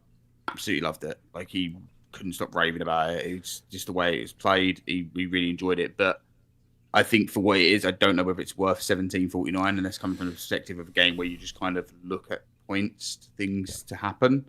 It seems like quite a big asking price. I'd probably say something like that for $10, similar to a price of how Before Your Eyes is, where you're just kind of sitting there visualizing everything. I think something like that maybe needs to be a little bit cheaper. But then again, like I said, I've not played it yet. I need to play it. I have played it. I actually really enjoyed it. I think there's something wrong with the eye tracking. There's a lot of shaking in the world, a more extreme version of what I complained about in Max Mustard that I'm probably the only person to ever notice. But it is a very good looking game. It looks like it's Team Eco inspired. 100%. So it's good. Again, I think maybe I'd have more fun if I had direct control with the analog stick instead of using the point and click, telling this character where to go. But it is beautiful, and if it was $10, I would say absolutely. I think it should have been $20 to begin with, and so $17.49 is not much of a sale price in my humble opinion. That's fine. Snow Scout, which is not 90s extreme skiing, even though in my mind it is, but it's not, everyone. Remember that. This isn't the multiplayer game that you want to play with your friends. However, this is the game that I enjoyed the story elements they're trying to set up and queue, even though you can do the skiing if you want. It's pretty cool, but yeah, I kind of like the story element of this. Listen, I always want this to be more Firewatch than it is, because it is set up to basically look like Firewatch and sound like Firewatch and act like Firewatch until you realize it's not Firewatch. I would love more Firewatch type elements in here, but for what it is, and being good for what it is, and also cheap, I think this is a thumbs up. I think it's like $13. What's the price? Plus 13 instead of 20. Oh, $13.99. Yeah, 5% more off if you have Plus. Yeah, not too bad. Yeah. Obviously, we're looking for the best deals in this sale. So like if it was $10, we'd recommend it even more. But still, I think this is pretty good. And Tuner Max is another studio that I'd like to support. I don't know if you saw. Did you see Callie Max's video about his sales on Rainbow Reactor? I did. I reached out to him afterwards because I reached out. I was like, dude, if there's anything you want to mention, I'm more than happy to do so. He mentioned some creators in there. I was like, I wasn't even aware he was in this position. Like, I didn't even know. Because he said he reached out to a lot of people, but sadly, we did not get the message.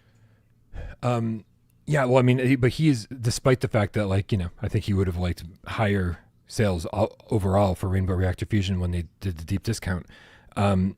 This is another example of things selling way, way, way better on PSVR2 if you looked at the numbers compared to how it sold on Quest and Steam.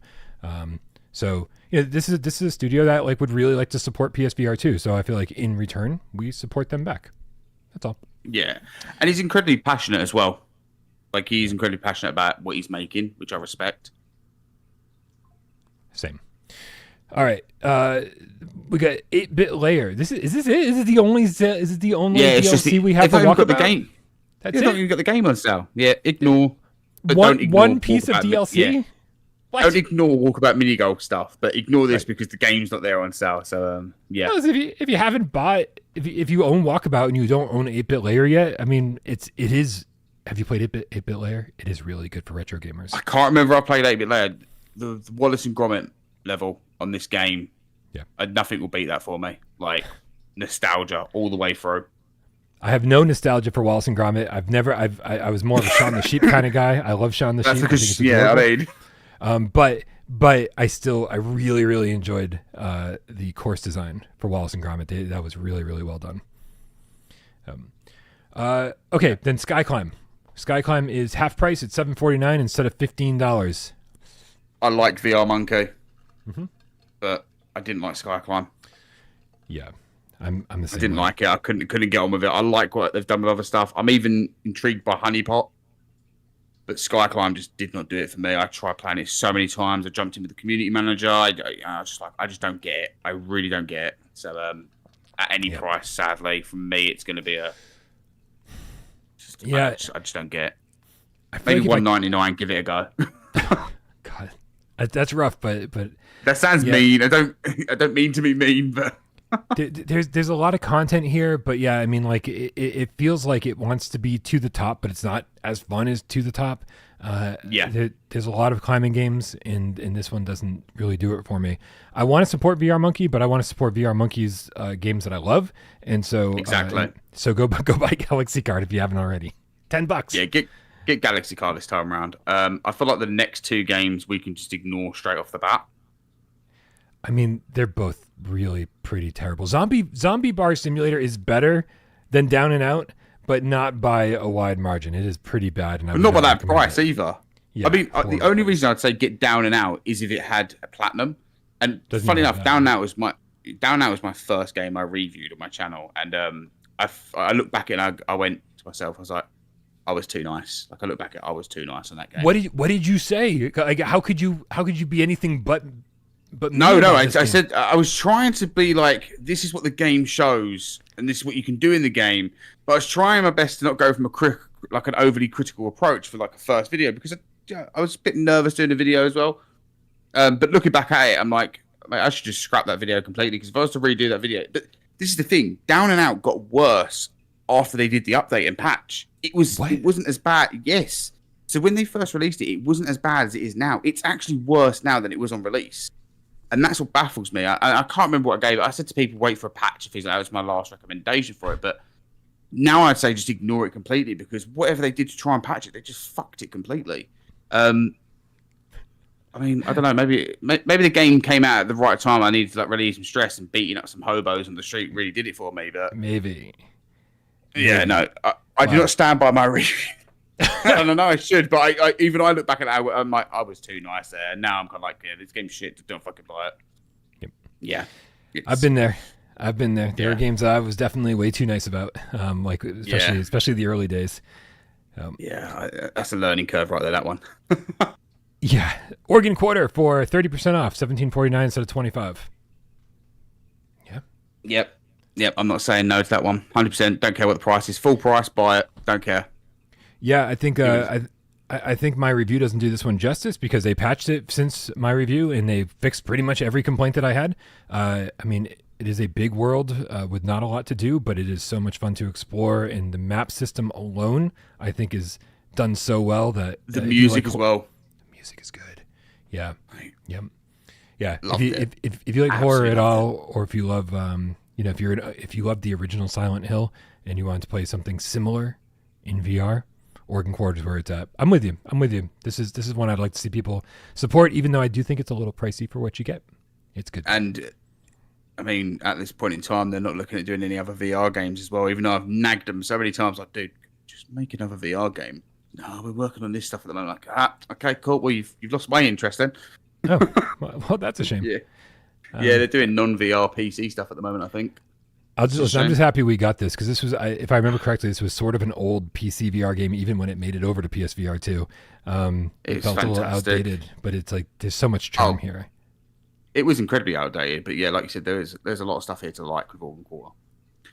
I'll do the next one. Imarangi Generation. I'm going to say no. Nope. And I wanted to like this game. I really did. Me too. But I just didn't. There's just something about it. I've tried it multiple times, and I've constantly tried to force myself to get into the game, and I just can't. I think I did the first level, partway through the second, and I'm like, okay, maybe it gets better, and I keep trying to push myself, and I'm like, I'm not enjoying this. So why am I pushing myself? Yeah. Not fun. Yeah, not fun. It's a no. I think photography and VR go hand in hand. Like I do think it's like this great concept, and I just don't think it was executed all that well. I'd love to know how it plays on the flat screen. If there's any flat screen fans of this, let me know, because man, it doesn't feel right in VR. I don't like the movement. I don't like the locomotion. I don't like the look of the game. This feels like something that should really pop in VR, and instead it just feels bland and kind of lifeless. I don't like it. Yeah, it was not good at all. All right, it brings us to Corridor VR, which is 20% off. It's $16 instead of $20. No, I'm going to let you go first on this one.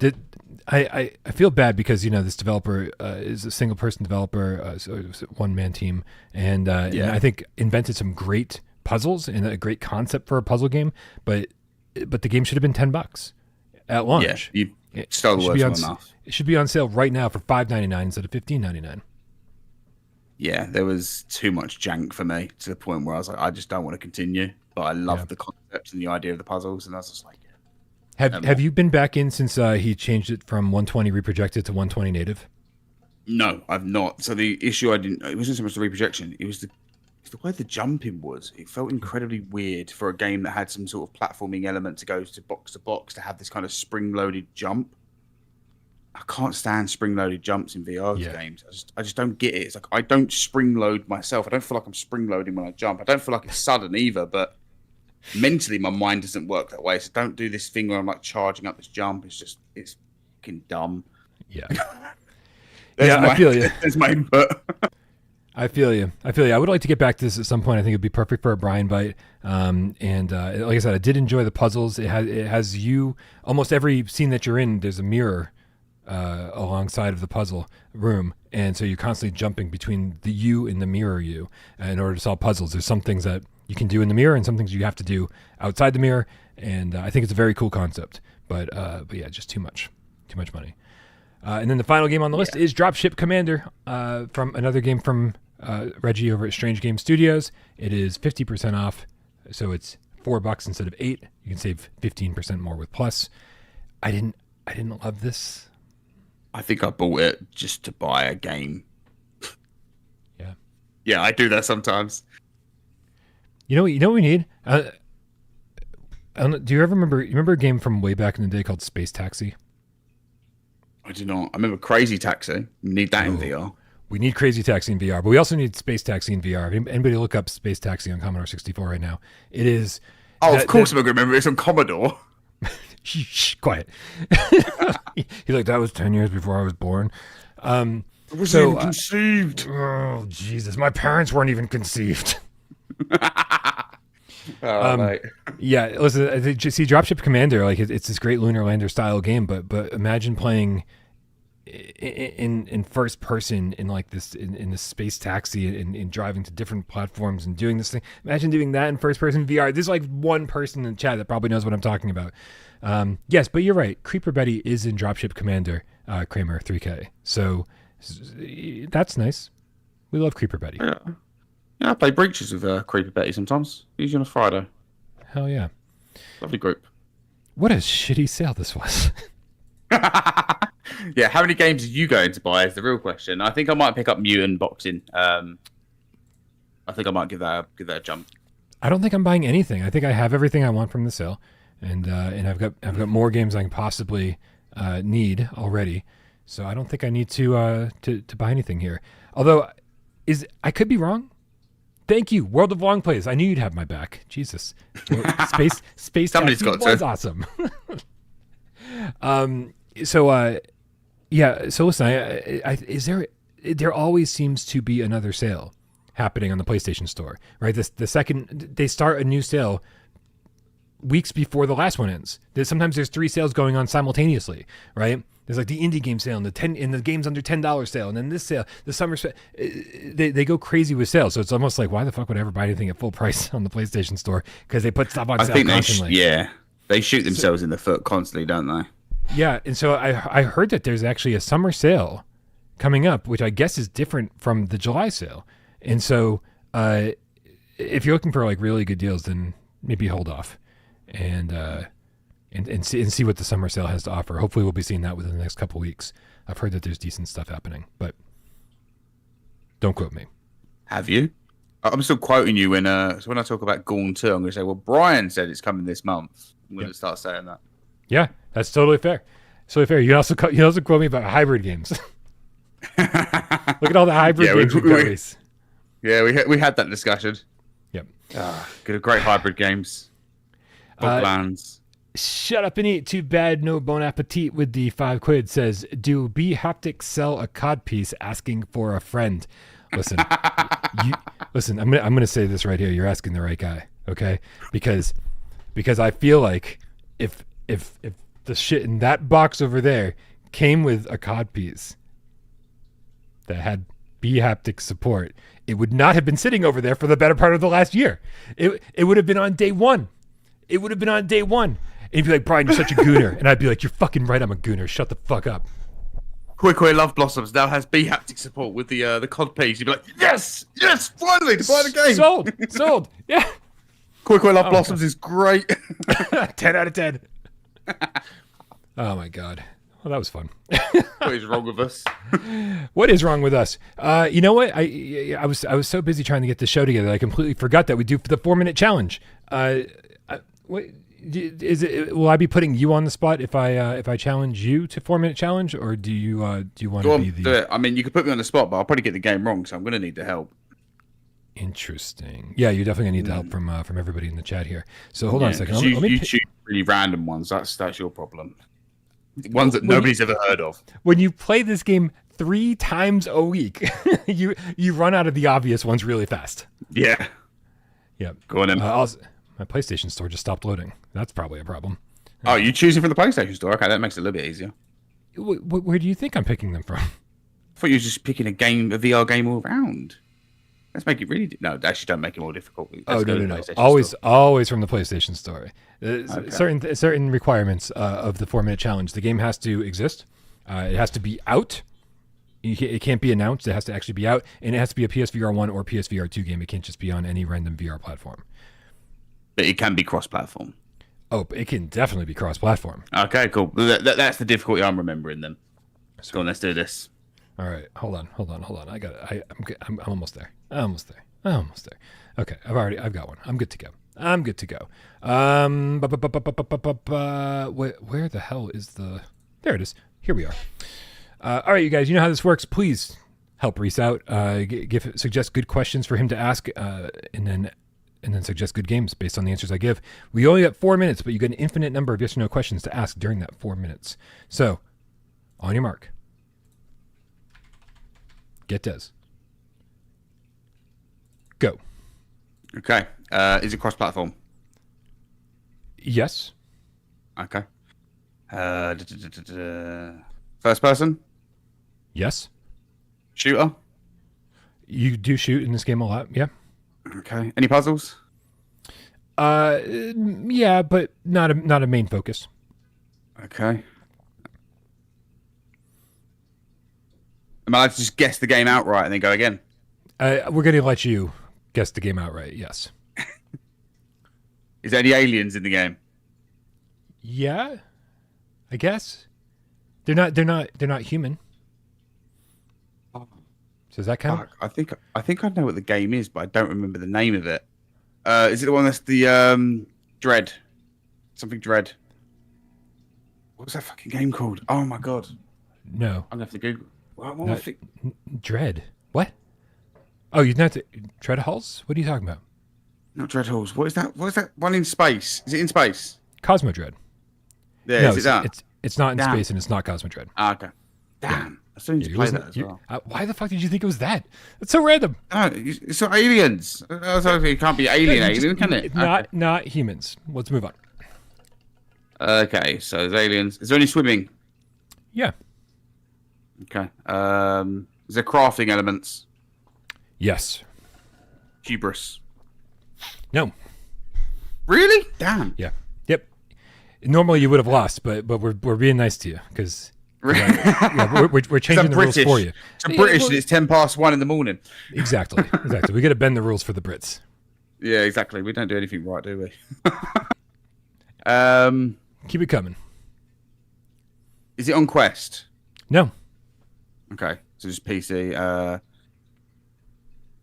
Is there DLC for the game? Is there DLC? No. Okay. It can't be Virgo 2 then. Well, not that we have the DLC for Vertigo 2. We're never going to get it. But no, still not. No, is there sword fighting? Yes. Okay. Is there tree people? Yeah, tree people. That sounds like a good descriptor. Okay, Arcanage. Possibly the best game of the year. Yes, indeed. You got it. You got it right. Coming out January 16, 2025. What a great way to kick off the year is indeed Trivius VR's Arcanage. I went easy. I went easy on you, right? You did go easy on me.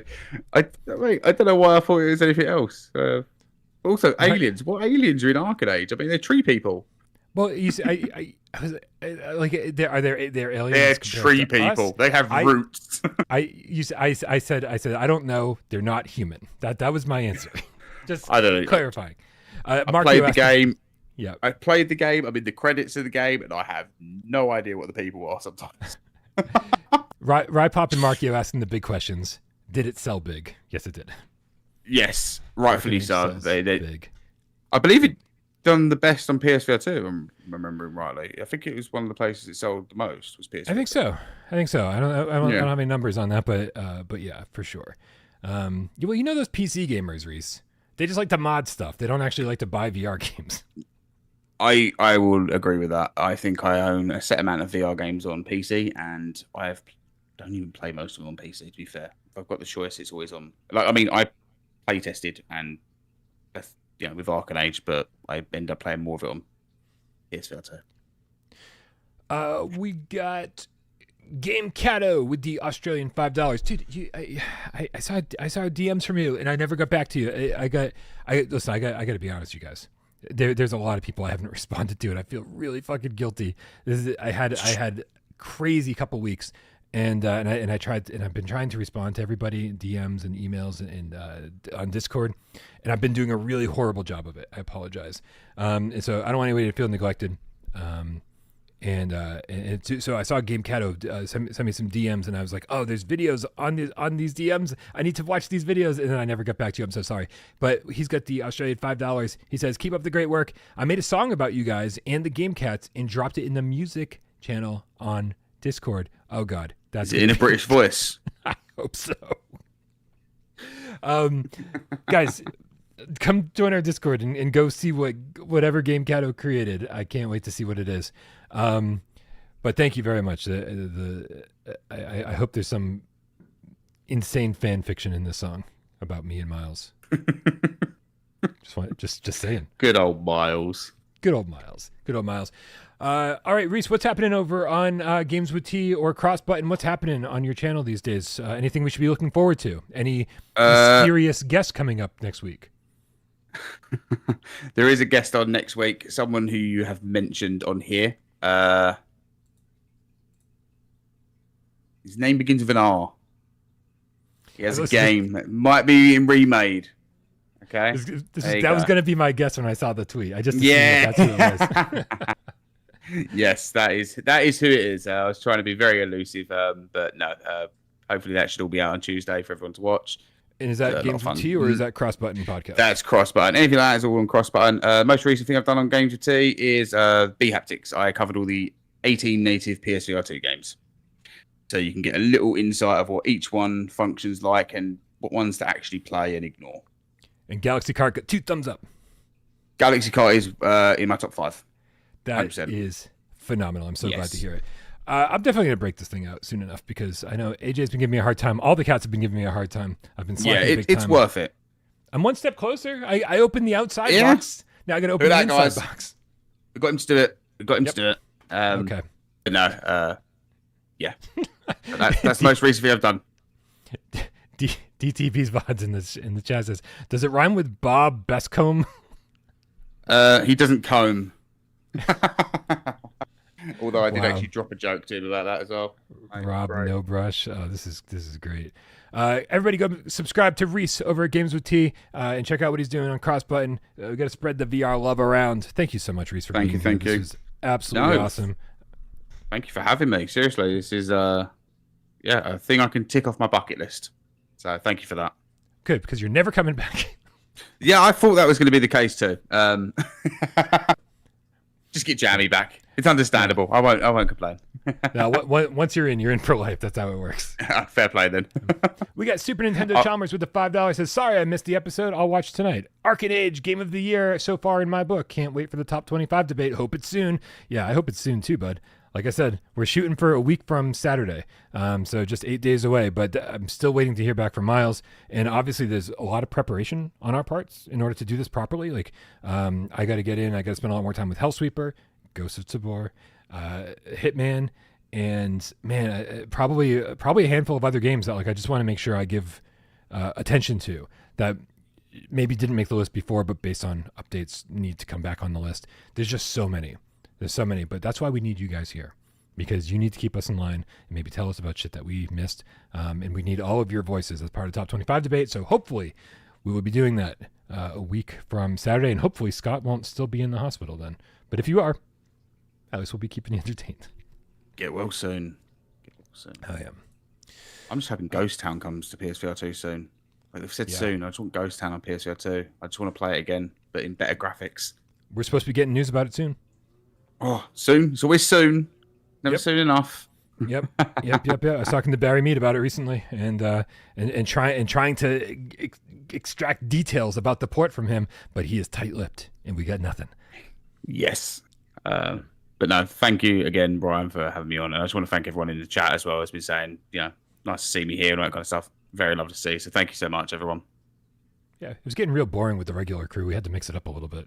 So, all right. Thank you, Reece. Thank you, everybody who supports the channel, whether it be financially over on patreon.com/withoutparole and your name's been going down on that scroll, or maybe not because I haven't updated the list this month yet, or you support us here on YouTube by being a member, which, like I said, I should add to the scroll. I think it's only fair. And but if you don't support, or people who tipped during the show, that's keeping the lights on, guys. We really, really appreciate it. But even people who don't support us financially, we don't give a fuck. We're just happy that you're here. So make sure you join our Discord, and thank you for hanging out in the comments and helping keep us entertained while we keep you entertained, helping your 20 questions. Or maybe you sat back, watched the show, and didn't say a goddamn word. And then we pulled you out of the closet because Tiffany gave you a gift membership. We love you. Shout them out. Here it is, your clip of the week from Mad Vegan, showing off Firebird Old School's hole-in-one on Walkabout Mini Golf. Let's go. Did at exactly the same time.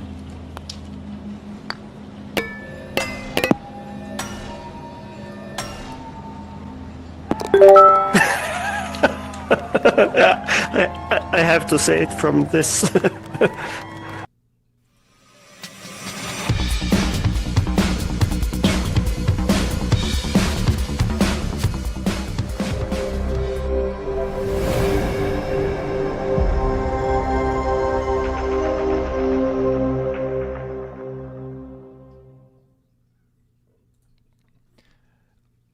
2 hours and 19 minutes, and we still are on the air. What the hell are we doing, Reece? Yeah. It's clearly just me and you. We just can't not stop talking to each other. It is a problem. Apologies, man. Apologies, I dragged it out for too long. I'm sorry for that, man. No, my apologies to significant others and other people that need your attention. I'm sorry I ever got distracted midway through. Literally, my partner just messaged me. I think her dad's going to pass anytime soon, so I've literally got to go. I